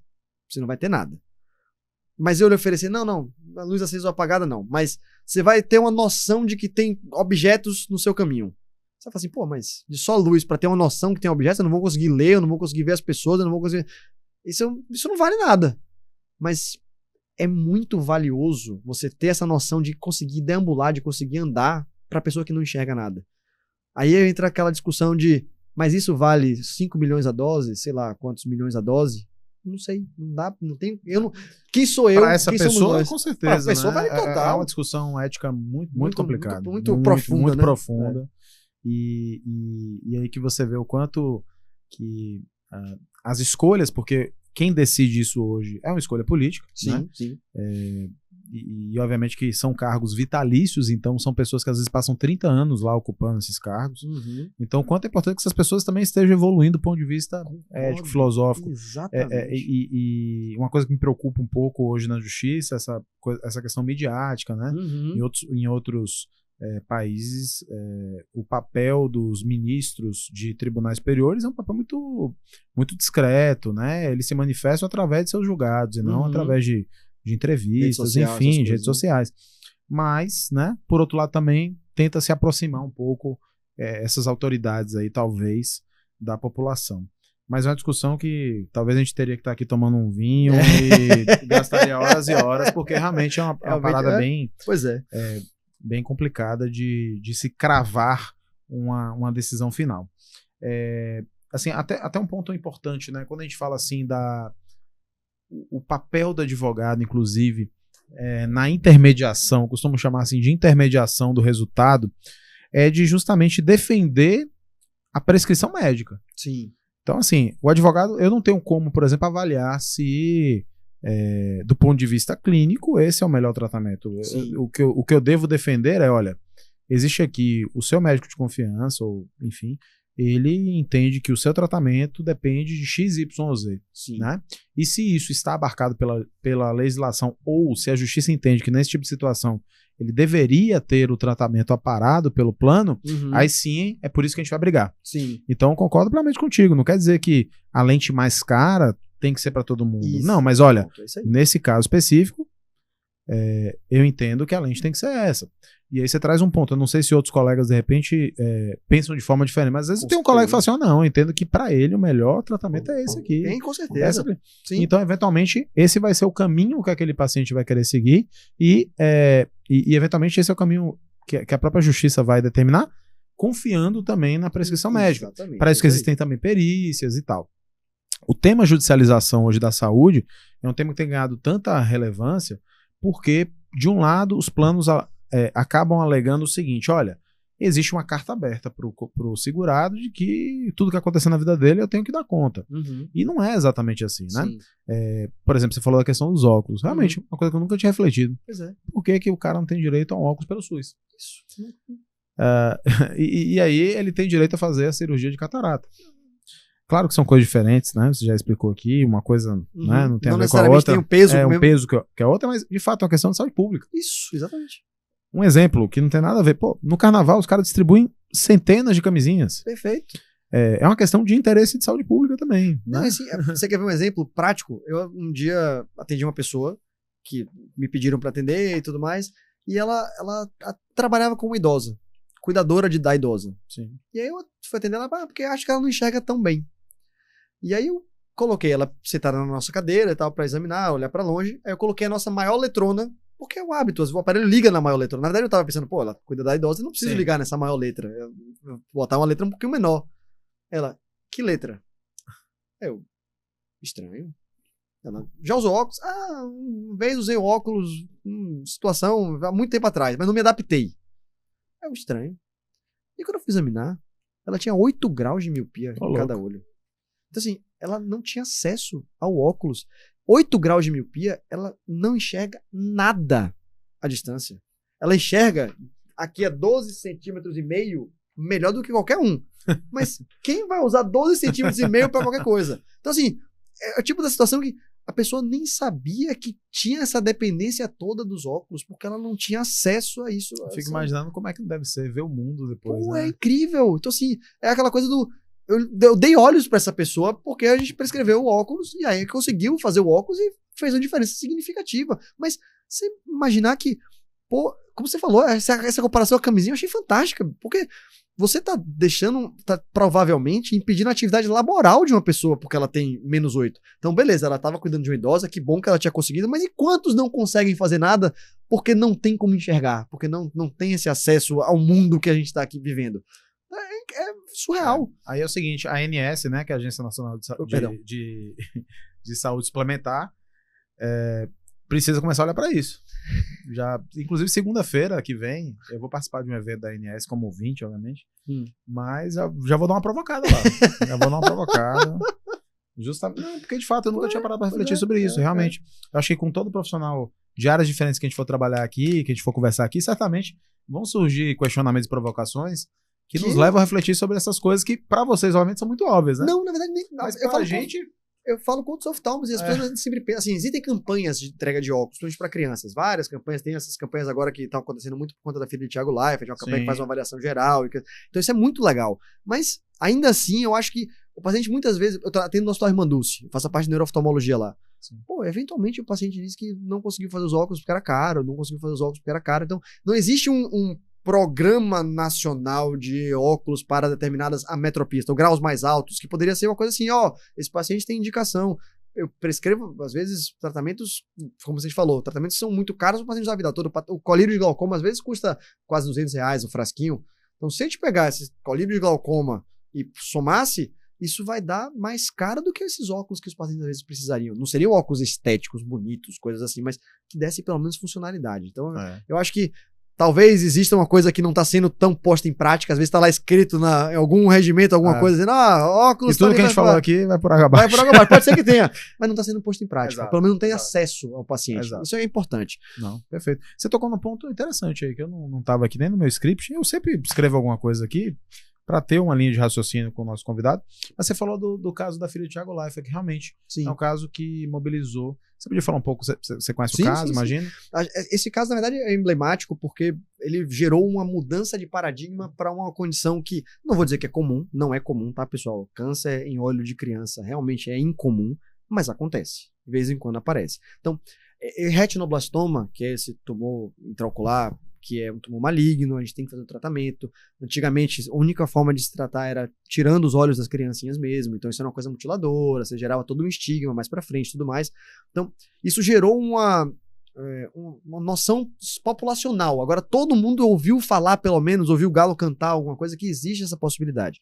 Então, isso é tão importante que existe já há muito tempo o teste do olhinho. O bebê nasce, você faz uma avaliação do reflexo do olho, do reflexo vermelho que o olho tem. Então, o médico vai lá na beira do berçário, vai lá e olha, vê se esse reflexo é direitinho. Se tem alguma alteração do reflexo, opa, sinal de alerta, vamos fazer um exame mais aprofundado para ver se tem alguma alteração. Porque isso realmente pode acontecer.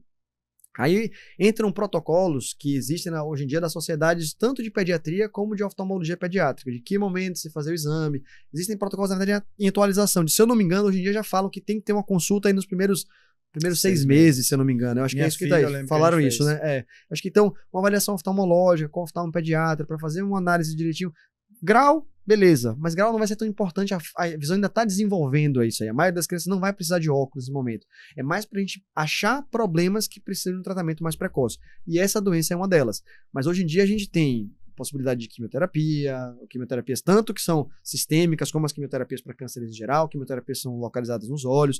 E o mais importante é rastrear enquanto ele está numa forma, um tamanho pequeno, quando não vai para outras estruturas, como a órbita. Então, assim, fugir do olho, ir para o tecido que está aqui adjacente. Se ele tem muita massa tumoral dentro do olho, que às vezes a gente não consegue salvar por causa disso. Então, o rastreio, aquilo que a gente começou a falar do rastreio inicialmente. O rastreio é muito importante e tendo esse protocolo para seguir, eu acho que isso é fundamental. As campanhas que estão sendo feitas no Brasil todo, agora esse mês de setembro, foram feitas em vários lugares. O Hospital Irmanduz teve uma campanha, uma sede disso, vários lugares em São Paulo, até o próprio Thiago Leifert frequenta essas campanhas para dar engajamento, para mostrar isso. Eu acho que isso é bastante importante. Seria melhor que não fosse tão importante assim, mas é fundamental que tenha esse apelo. E eu acho que a gente está caminhando para tornar isso algo como o teste do pezinho. Todo mundo já ouviu falar do teste do pezinho. Sim. Quantas doenças não são triadas no teste do pezinho hoje? Então, a gente talvez esteja caminhando para que isso esteja no imaginário popular, para a gente ter menos olhos perdidos, talvez, por uma doença que tem algum grau de tratamento se a gente diagnostica precocemente. Mas é muito triste, assim. Você imagina, você dá um diagnóstico de uma doença como câncer num bebê recém-nascido de uma pessoa. Não tem, são coisas que a gente não... Você pode, médico que for, mas você não consegue se preparar para algumas situações. Isso abala todo mundo. Então, torcer para que a gente consiga dar notícias melhores nesses casos, quando a gente diagnosticar. Acho que isso é o mais importante. isso é verdade. Eu acho que isso deve ter uns 3 anos. Ele foi 3 ou 2 anos que teve isso. Talvez. Acho que não foi. Com certeza não foi. Qual foi o desfecho. Eu acredito que. Ela tá bem. Em termos de cura oftalmológica, eu não sei. Essa informação não sei nem se foi divulgada. Talvez tenha sido, ele só não esteja por dentro mesmo. Se o Thiago Leifert estiver assistindo. Por favor, fala pra gente. Mas eu acho que ela teve cura da doença sistêmica. Então, o risco de vida, que é uma doença que, como é um câncer, tem um risco de vida, eu acho que o risco de vida é controlado, é mitigado. Ela tá em remissão de doença até onde eu sei. Então, entendi. Eu acho que isso é uma forma que, assim, na medicina a gente tem que primeiro tentar amenizar o desconforto, curar, assim, é muito importante, mas nem sempre a gente vai conseguir.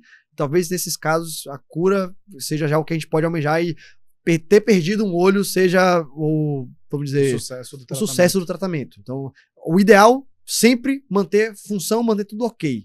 Sempre não for possível isso, trazer cura para não ter outro problema, mas amenizar talvez o que a gente consiga em quase todos os casos. Não, maravilha. A gente, acho que conseguiu trabalhar vários assuntos aqui com bastante profundidade, inclusive. Tem outras coisas anotadas aqui, queria ver se a gente conseguia... Bora, vamos lá. No Brasil, né? Isso foi um pedido aqui de um conhecido nosso, né? Falar do optometrista, né? Vamos lá. O que Vamos falar o papel dele, como é que funciona, o que ele pode fazer, o que ele não pode fazer. O optometrista, no Brasil, se você for olhar a lei, ele não pode exercer a função do oftalmologista, que prescrever os óculos é função do oftalmologista. Então, pela lei, não se deveria existir optometrista atuando no Brasil. Se a lei fosse cumprida à risca, não existiria. A lei não é cumprida à risca.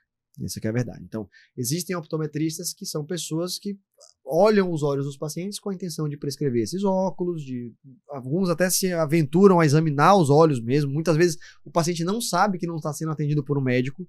E, enfim, isso acontece com uma frequência muito assustadora.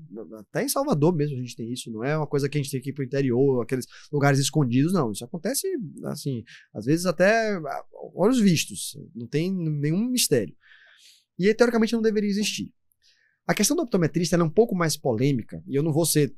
Eu acho que eu sou meio... eu não sou muito radical em muitas coisas, na maioria das coisas da minha vida. Então, eu não vou ser radical de dizer que é de todo o mal.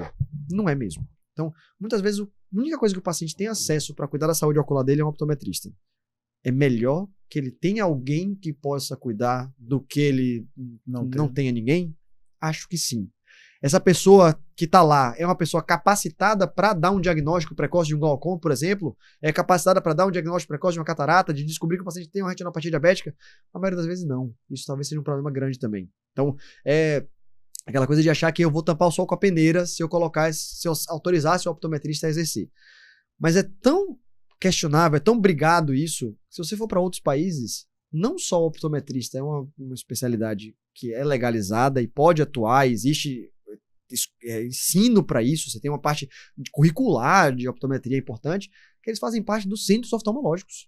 Então, eu tive a oportunidade de passar um tempo na Universidade de Michigan, no centro lá de oftalmologia, que é um dos maiores dos Estados Unidos, e o neurooftalmologista, que é um dos caras, eu sou meu ídolo talvez nessa área, um dos meus ídolos pelo menos nessa área, tinha um optometrista que era a pessoa que auxiliava ele nos exames. Então fazia uma pré-consulta muitas vezes, auxiliava, Dr. Trobe, esse paciente aqui, eu acho que a gente pode olhar tal coisa. E era uma pessoa extremamente capacitada. Melhor do que muitos oftalmologistas que tem por aí, então que não fizeram a formação adequada, fizeram a formação de muitos anos atrás e acabam não vendo muitas coisas. Agora, isso não pode servir de argumento para a gente não cumprir a lei. Ou a gente regulamenta adequadamente e a gente faz com que isso seja uma profissão válida, viável no Brasil, ou a gente combate. E eu acho que do que existe hoje, a gente combate. Não é incomum que a gente tenha prescrições de óculos erradas para o optometrista. E eu gostaria que fosse isso o máximo. Que é um óculos que eu vou ajustar. Beleza. Pô, já pensou? Se fosse todo o problema do mundo, eu vou ajustar uns óculos. O paciente tem um prejuízo financeiro, beleza, isso é ruim. Mas quantas vezes o paciente chega com um glaucoma grave porque ele acompanhava a visão, ele disse que acompanhava a visão e ele estava acompanhando com uma pessoa que não era capacitada para isso. Então, tudo que coloque a saúde ocular em risco, na minha opinião, deve ser coibido. E aí, o jeito como é feito hoje, por mais que você vá ter exceções, então, provavelmente você conhece pessoas que fazem consultas com o optometrista, vão dizer, não, mas meu optometrista é maravilhoso, o cara é fantástico, eu consigo... Vão existir exceções. Mas a exceção não pode deixar a regra, assim, não pode criar uma regra para os demais. Então, eu acho que a gente precisa ou regulamentar e passar um projeto de lei que precisa de um treinamento específico. Acho que no Brasil isso é inviável. Acho que a gente tem dificuldade para coisas muito mais simples do que isso, né? Acho que você sabe muito mais do que eu, na verdade, né? A gente conversou aqui com um especialista, um ortopedista especialista em joelho, e trouxe uma informação interessante. Ele falou assim, ó, o mundo não tem... O mundo mesmo da medicina não tem capacidade de formar médicos suficientes para fazer a quantidade de cirurgias de prótese de joelho, por exemplo, que o mundo precisaria até 2050. Perfeito. Aí, trazendo para esse paralelo aqui para... Mesma coisa. Mesma coisa. Mesmo né? raciocínio. Então, assim, por mais que a gente esteja formando mais médicos, essa é toda uma discussão que eu acho que nem vai entrar aqui, mas é uma discussão absurda do que está sendo feito nessa questão da medicina. Mesmo assim, provavelmente a gente não teria oftalmologistas suficientes para atender a população inteira num país continental como o Brasil, que tem uma carga de pacientes que tem um risco de glaucoma mais alto por conta da nossa ascendência. Então, aí entra a discussão mesmo de, poxa, o meu cobertor é curto, na verdade, né? É melhor eu correr o risco de não ver esse paciente ou eu correr o risco de ver esse paciente e não achar a doença? Então, assim, pô, é o que eu digo. A gente não pode ser radical, taxativo, mas eu acho que do jeito que está sendo feito, achismo, não existe, acho que existe uma evidência para isso, talvez as entidades responsáveis da oftalmologia, a nossa SOFBA, presidida aí por Luizinho, um cara fantástico, saiba mais sobre isso, talvez o Conselho Brasileiro de Oftalmologia saiba mais sobre isso, mas minha impressão é de que hoje faz mais mal do que bem para nossa população, esse acesso, essa facilidade para um optometrista ali na nossa saúde. Não, bacana. Até para a gente fechar o assunto medicina, e depois a gente entrar no assunto literatura, talvez. Ok. Você trouxe uma informação no final aí, falou assim, olha, talvez até por nossa ascendência a gente tem uma predisposição maior ao glaucoma. Sim. Pode explicar um pouquinho melhor pra gente? Claro. Enquanto isso, eu vou... Você já tomou kombucha? Rapaz, eu sou aquele cara ruim de ruim? Mesmo. Pronto, então... eu vou ficar na minha aguinha. Então eu vou tomar pra mim aqui, hoje eu vou tomar de pitaia com maracujá. Você quer, Felipe? Eu vou abrir aqui no jeito old school. Mas enquanto você fala, por favor. Assim, o jeito que você abriu, você entrega que você tem facilidade com isso aí, né? Exatamente. Perceba, isso aqui não é alcoólico, tá? Kombucha, aliás, é alcoólico, só que o da Gula Fit aqui, ele é 0 caloria. Os caras, não sei como é que eles fazem isso. Fantástico. Porque o normal é bem calórico, inclusive. Pois é, na verdade eu posso falar disso aí muito, mas realmente, pra mim, paladar infantil completo. Bom, mas vamos lá, então. Fica aqui o registro dos nossos patrocinadores. Essa questão da nossa herança, por algum motivo, os pacientes de afrodescendência tem um risco maior de doença glaucomatosa, tem um risco maior de glaucoma mais grave e até o risco de a cirurgia ter mais dificuldade. Isso provavelmente por herança multigênica. Então, isso já é por si só motivo para o Brasil ter esse risco maior. Aqui na Bahia, muito mais importante. E aí entra uma outra característica que é sobre a nossa ciência, a ciência que se faz no mundo. A grande maioria dos estudos que a gente tem de doenças oftalmológicas, inclusive glaucoma, em caucasianos. Então, muitas vezes a gente não consegue sequer transpor as informações para a nossa população por causa disso. A gente tem que fazer nossa ciência aqui para a gente saber o que é que nossos pacientes, nossa população tem de resposta diferente. Então, se me perguntar, Rodrigo, será que tal colírio funciona tão bem nos pacientes pretos em relação aos pacientes brancos? Não tenho a menor ideia. A gente não tem, talvez, estudo para isso. Então, eu acho que a gente precisa ter um cuidado em como a ciência é feita antes da gente transpor todas as informações. Então, existem doenças, puxando para a neurooftalmologia, existem doenças que são muito mais comuns, doenças graves. Então, por exemplo, neuromielite óptica, uma doença que pode deixar o paciente cego dos 2 olhos, sem enxergar mesmo, alterações de coluna, então não andar, não mexer os braços, até a morte. Essas doenças são mais comuns em população não branca. Então, é estudada o suficiente, talvez, para a gente saber como isso se comporta? Não sei. E é uma outra coisa filosófica de como a ciência é feita no Brasil de pouco estímulo. Você vê como a produção científica em países como os Estados Unidos, nos países europeus, é infinitamente superior à nossa, porque talvez falte esse estímulo. Talvez a gente não tenha o que eles têm para pesquisar. E aí acaba que a gente fica num limbo de informação, na falta delas, simplesmente porque faltou aquele estímulo lá. Vamos fazer um pesquisador dessa pessoa? Vamos pegar esse aqui, vamos estimular para que ele possa subsistir de pesquisa? E aí, hoje em dia, é muito mais fácil você ser aquele cara que prescreve... Nem vou falar, eu ia falar, criticar uma galera. Em polêmica. Eu não vou entrar em polêmicas. É mais fácil você ser esse cara aí, que ganha uma grana, cobra milhões para fazer tal coisa, do que você ser o cara que está fazendo a ciência para ajudar a população geral. Então, é uma inversão de valores que é complexíssima aqui no Brasil e que eu não vejo no futuro próximo a possibilidade de ter uma melhora. Então, enfim. Mas existe essa diferença aí, já que você tinha perguntado sobre a herança, existe a diferença importante. Peguei no ar essa informação e fiquei curioso. Bom, eu acho que a gente teve uma pós-graduação hoje aqui em Filipão quer perguntar saúde ocular. Já que eu tô chamando. Foi mesmo? Então pronto, beleza. E assim, o que eu acho interessante é que você vê a paixão, né, de Rodrigo pela área. E isso que é muito bacana, quando você encontra um profissional que, de fato, vibra, né, com aquilo que ele consegue proporcionar para o seu paciente, no nosso caso aqui para o nosso cliente. E eu acho que o mundo, quando é formado por pessoas assim, a gente tende a ter um propósito de fato atendido. Não é a soma desse propósito gera uma sociedade mais isso mais aí. justa. Você sabe como eu fico feliz de ouvir isso, porque realmente é de fato. Eu eu vivo esse negócio mesmo. E assim, talvez não, muito provavelmente tenha a ver. Meus pais são oftalmologistas, então... Uma pequena influência. É uma pequena influência, na verdade. Eu vivo isso aí, meus almoços da vida da infância todos eram discussão de oftalmologia, então eu sempre quis ser oftalmologista mesmo. E acaba que isso leva pra achar o que eu posso fazer pra melhorar mesmo a saúde visual. Às vezes a gente não consegue, às vezes a gente... o fato da gente vibrar com o que a gente pode oferecer também faz com que a gente sofra com o que a gente não pode oferecer às vezes. E muitas vezes vai ter isso. Mas concordo com o que você falou de... Se a gente tivesse mais pessoas que fazem o que elas possam fazer o que elas fazem, nem todo mundo pode fazer o que elas fazem. Eu tive essa sorte, essa oportunidade, talvez, de poder fazer isso. A gente teria uma sociedade muito melhor, de fato. Eu acho que, se você consegue... Não vou chamar de vocação, porque às vezes acho que a gente faz a nossa vocação para algumas coisas. Mas se você puder fazer algo que você faça bem, eu espero que eu esteja fazendo bem, meus pacientes eu espero que eu esteja fazendo bem, e você gosta do que você está fazendo, e você sabe que você sempre pode melhorar nisso, isso aí é... Sabe o que é muito legal? Claro que o nosso podcast aqui tá no começo, então assim, a gente tá engatinhando ainda aí, mas sempre tem comentários dos pacientes, né? Os poucos comentários que a gente tem lá, os pacientes, meu doutor, ele fez isso pra mim, então esse relato é muito, muito bacana. E me conta uma coisa, e a paixão pela literatura e pela escrita, né? Eu quero trazer essa curiosidade aqui porque a gente veio falar, obviamente, com um profissional sobre uma determinada área, mas eu fiquei super curioso sobre...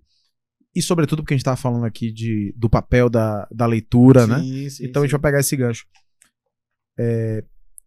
De onde nasceu essa paixão? E como é que você alimenta ela hoje, né? Rapaz, você vê como... São coisas assim... Que você parar pra pensar... Se você for olhar de longe, tem nada a ver, né?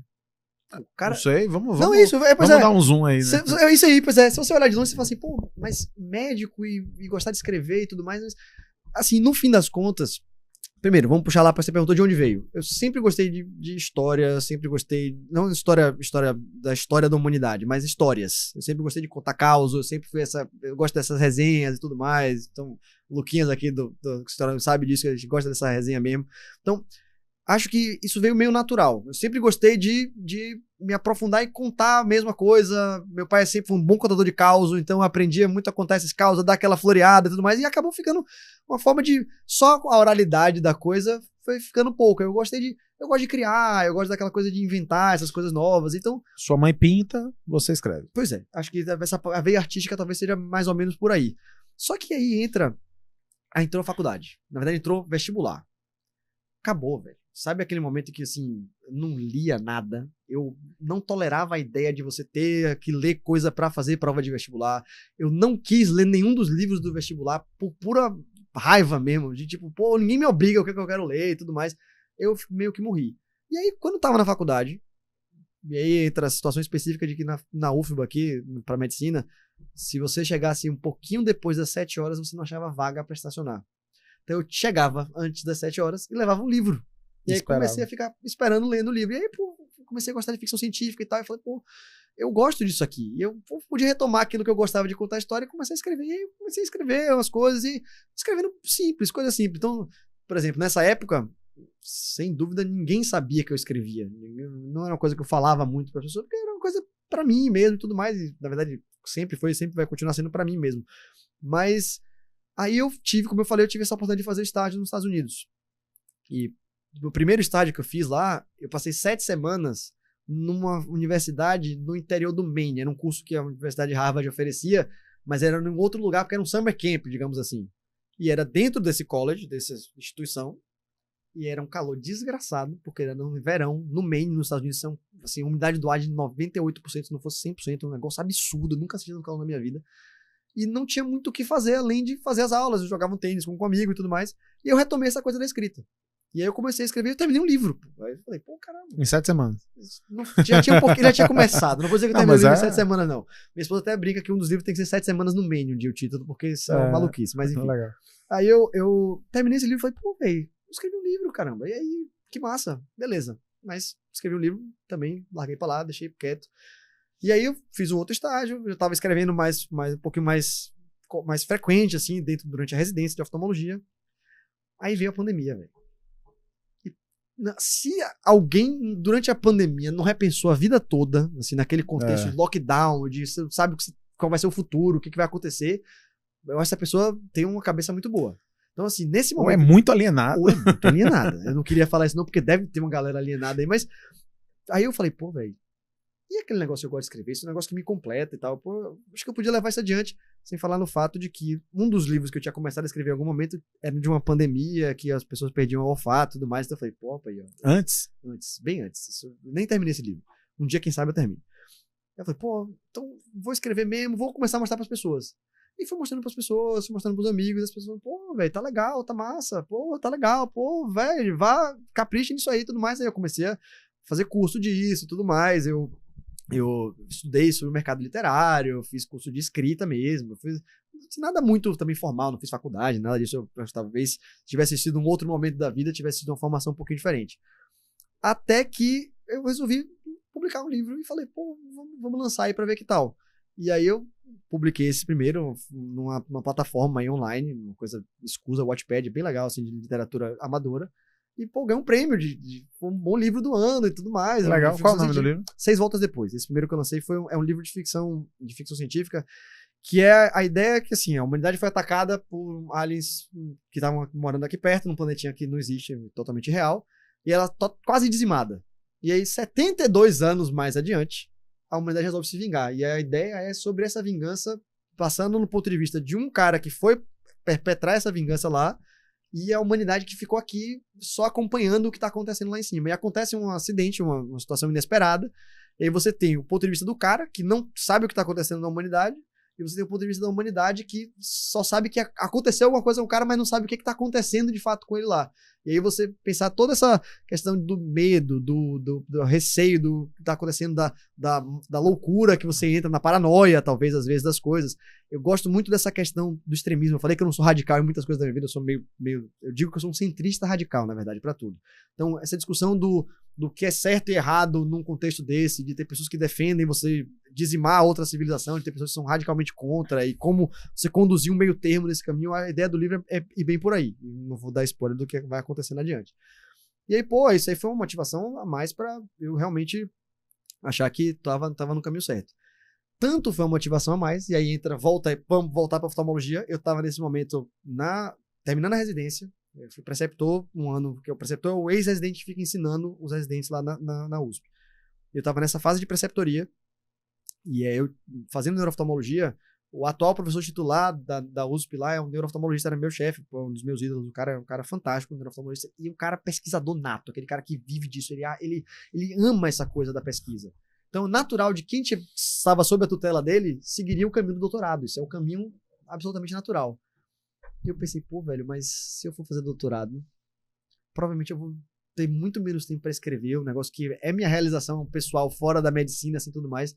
E aí essa foi talvez a grande decisão de que eu cheguei para conversar com o cara que ama isso, que vive disso. Eu falei, pô, professor, eu não vou fazer doutorado, não. Eu pensei muito, assim, para minha situação de vida, essa questão da pandemia, eu pensei bem. E talvez pra minha realidade em Salvador, eu não sei se isso vai fazer tanta diferença assim, não vou fazer doutorado porque eu gosto de escrever. Você vai escrever? Mas você vai escrever o quê? Eu gosto de escrever ficção, tal, ficção científica, inclusive. Eu escrevo outras coisas, mas muito mais ficção científica. E ele olhou na minha cara assim e falou: bom, né?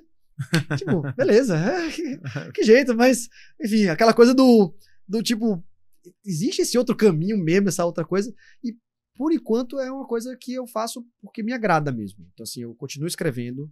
E eu consegui, depois que eu publiquei o segundo livro, esse foi publicado livro físico mesmo, tive uma editora. O primeiro foi 6 Voltas. 6 Voltas Depois. Esse agora é A Estranha Viagem do Sr. Ambrósio.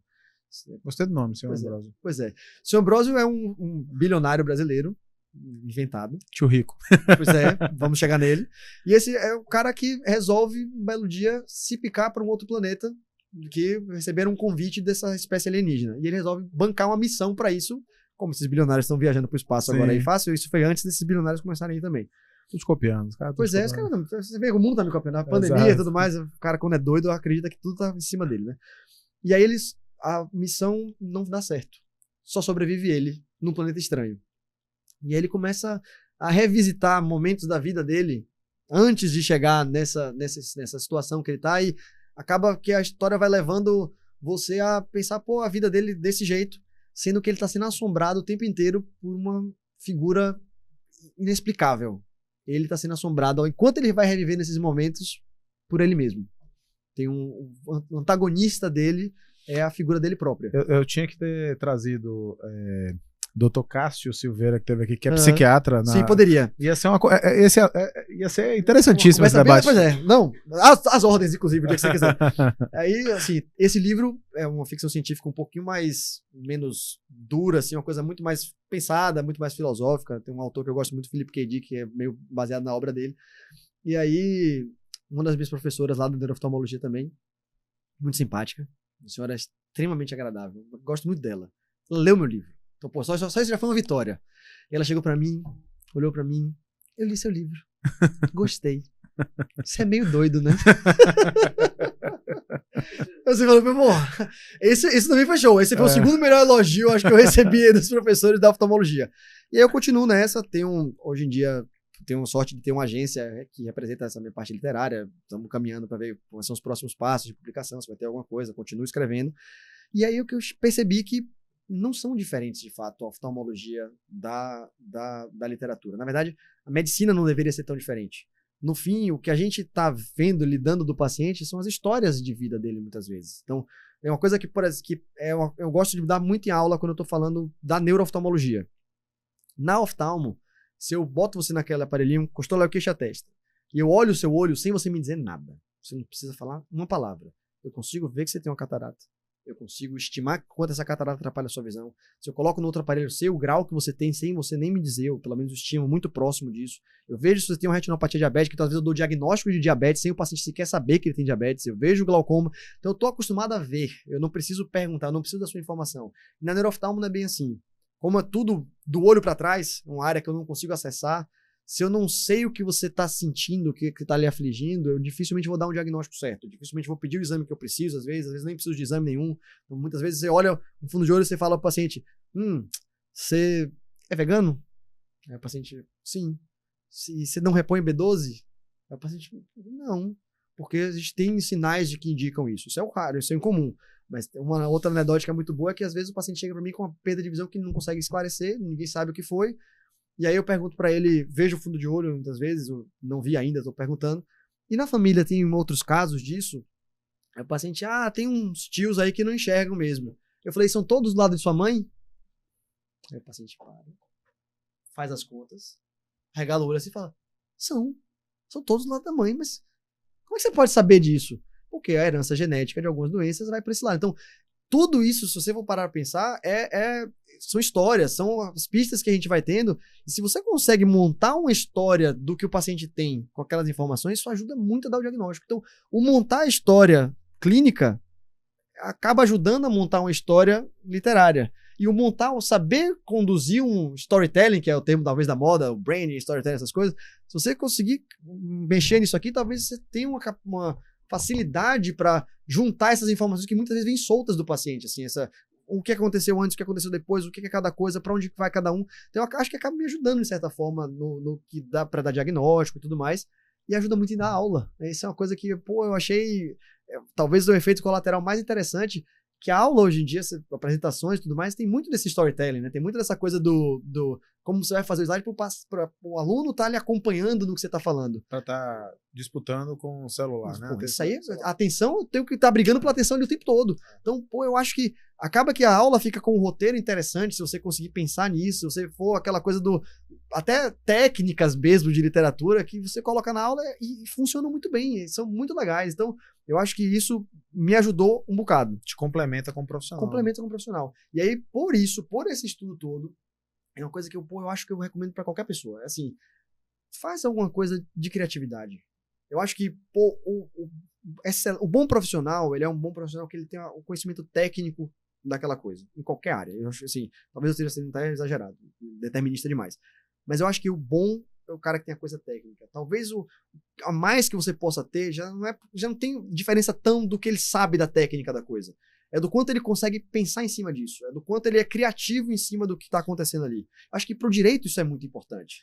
A gente vive, inclusive, um momento disruptivo em relação às capacidades as hard skills, né, as capacidades Sim. técnicas que você formais, vamos colocar assim, com o avanço da inteligência artificial.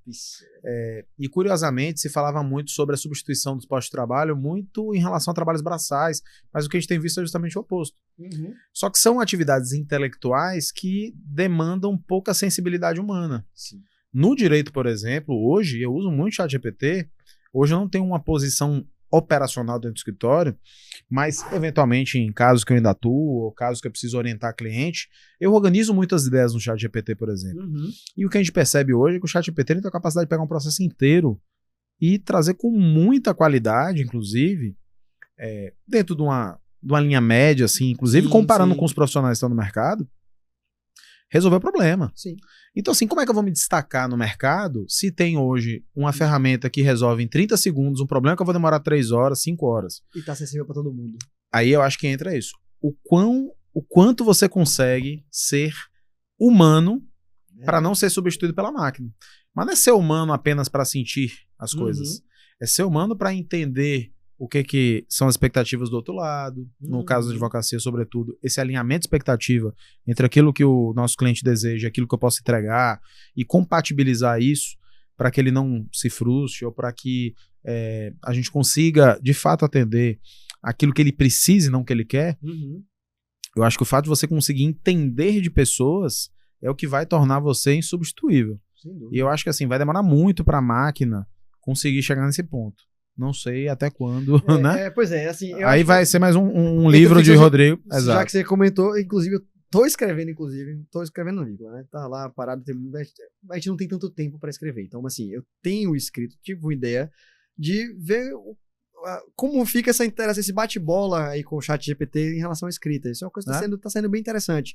Eu acho que a gente tem existe a facilidade. Então, por exemplo, logo que o ChatGPT bombou, minha esposa é pneumologista. A gente um dia chegou na resenha e falou assim, vamos fazer o seguinte, vamos juntar nossas duas áreas. ChatGPT, escreva aí um conto de suspense de uma paciente com asma. Porra, você precisa ver um negócio. É básico, não é aquela coisa fantástica, não é um Arthur C. Clarke, não é uma coisa brilhante. Mas é um conto ali coeso em si, com estrutura, que gera aquele suspensezinho, você fala assim, pô, e tudo mais, a pessoa tá sendo assaltada e tá pensando na bombinha e tudo mais. Você vê, pô, é incrível, é genial. Só que realmente existe um limite até onde ele vai ainda. E esse limite, eu acho que é aquela coisa que o pessoal tem falado, de você saber usá-lo como uma ferramenta e não como um fim, talvez. Você conseguir transformar aquilo que tá disponibilizado ali pra gente para realmente otimizar, como você falou, otimizar o trabalho. Então, por exemplo, na medicina isso ainda é frágil, vamos dizer assim. Não tem um grande apelo fora a parte didática, fora a parte de escrita e tudo mais, mas parte diagnóstica, por exemplo, não vai. Mas quem disse que um dia eu não vou ter o diagnóstico de tipo assim... Não, mas sabe o que eu acho interessante? Já é uma realidade, né? Hoje você tem eu esqueci o nome, tem um hardware. Sim. Que, inclusive, eu participei de um evento recentemente com uma médica e ela falou assim, hoje eu não anoto mais nada na frente do paciente. Por quê? Porque o hardware tá ali, ele identifica o que é minha voz, a voz do paciente, a anamnese ele vai filtrar e vai jogar no sistema. Eu não preciso perder tempo mais alimentando o prontuário. Então, eu acho que a IA vem muito para ajudar nesse sentido. Eu otimizo o tempo com organização de ideias. Eu acho que ainda não é uma fonte de pesquisa. Você não pergunta para a IA, mas você ajuda ela. Por exemplo, esse roteiro aqui foi o quê? Ideia solta, sem muita preocupação, e ele organizou para mim, porque eu tinha pouco tempo. Então, assim, e é uma coisa que eu faço muito, por exemplo, hoje no escritório, para gerar relatórios e já gerenciais. Eventualmente eu tenho uma planilha que eu quero extrair alguns dados, e eu vou pedindo para ela e me ajudando a depurar esses dados, mas é a pergunta que eu acho que a gente já fugiu de longe aqui o objetivo desse podcast, mas a gente gosta. Se você chegou até aqui, né, em 1 hora parabéns. E tanto, parabéns. E já deixa aqui, ó, IA, sei lá, escreve aqui nos comentários, a IA não vai vencer. Mas assim, eu acho que o grande lance é a gente entender sobre pessoas, e aí ler ficção, eu acho que ler sobre questões filosóficas também ajuda muito você... Eu acho muito legal ler sobre marketing, porque marketing é justamente sobre pessoas, né? É você entender de pessoas. Então, assim, é um estudo que eu tenho me dedicado nos últimos 4 anos, pelo menos hoje. Porque basicamente minha função hoje no escritório é ser o marqueteiro do escritório, né? Então, é um ponto importante. E, curiosamente, as pessoas que estão tentando se amparar no ChatGPT para produzir conteúdo vão ser todos iguais. Então, perceba, não adianta você usar a ferramenta como uma fonte. A ferramenta é apenas um meio. A fonte tem que vir das suas inspirações. Você tem que estudar, você tem que ter conhecimento e, eventualmente, usar a ferramenta para te ajudar a organizar isso. Mas, se você quer ser mais um na multidão, use o ChatGPT e faça como todo mundo está fazendo. Né? Eu acho que é mais ou menos nesse sentido aí que eu penso. Só para dar um último comentário polêmico, você falou disso aí de ser todo mundo igual, é o que acontece com, na minha humilde opinião, o marketing médico hoje. Essa coisa de você ter a dependência de uma rede social ativa, postando o tempo inteiro. Meu Instagram, que tem muitos conhecidos oftalmologistas, aparece para mim umas 3, 4 vezes na semana o que é catarata, você sabe? E aí tem a pessoa apontando aqui para o que é catarata. Todos iguais, são toda a mesma coisa. Então, assim, é uma forma que... É aquilo que a gente estava comentando sobre como se destacar ou ser igual. Se você quer manter-se nesse bolo aqui, não quer ficar no bolo aqui de baixo que não existe, mas quer ser igual a todo mundo, usa o ChatGPT, usa essas coisas pré-prontas. Mas o que lhe torna distinto uma pessoa, na verdade, eu adoro essa filosofia do que é você, o que são os outros, sua impressão, a impressão dos outros em relação a você. Então, você é o que é diferente. Ninguém se importa com todo mundo ser igual falando do que é catarata. E para isso você não precisa ser excêntrico, não, né? Para ser diferente, você não precisa ser excêntrico. Precisa. Você não precisa ser escritor de ficção científica ou oftalmologista, pelo amor de Deus. Não precisa. É raro. É coisa de maluco. Exato. Mas você precisa ter alguma coisa sua. Você tem uma idiosincrasia sua. Você precisa ter, mesmo que seja uma pílulazinha do que é você. Então é uma coisa que eu pessoalmente me restringo. Eu não tenho um Instagram médico profissional. Eu acho que não é para minha realidade. Talvez, enfim, motivos de especialidade, motivos de facilidade que eu já tive quando comecei a carreira e tudo mais, mas quem sabe um dia, nunca nem sempre. Mas eu acho que o que me atrai mais para um colega, para um profissional, que me chama a atenção para eu falar, pô, esse cara aqui é ele tendo algo dele. Então, tem colegas que eu vejo que são brilhantes ensinando conteúdo leigo para o paciente. E são brilhantes mesmo. Isso aí, porra, fantástico. Isso é o que vai lhe trazer destaque. Agora, se você acha que colocando essa coisa simples, pré-pronta, de que, eu vou ensinar aqui hoje o que é miopia e vai ficar por isso mesmo, com aquelas imagens como é o nome daqueles? Banco de imagens. Banco de imagem. Pois é, então, tipo, se você acha que isso vai trazer o paciente até você, vai trazer a pessoa até você, vai lhe mostrar quem você é, você está só mostrando que você é um robô, só que você não está sabendo disso. Então, para a rede social, você é só mais um. Eu acho que eu gosto muito dessa discussão filosófica. Você percebeu que eu gosto das discussões filosóficas algumas, né? Mas eu acho que isso seria papo para mais uma conversa longínqua ainda.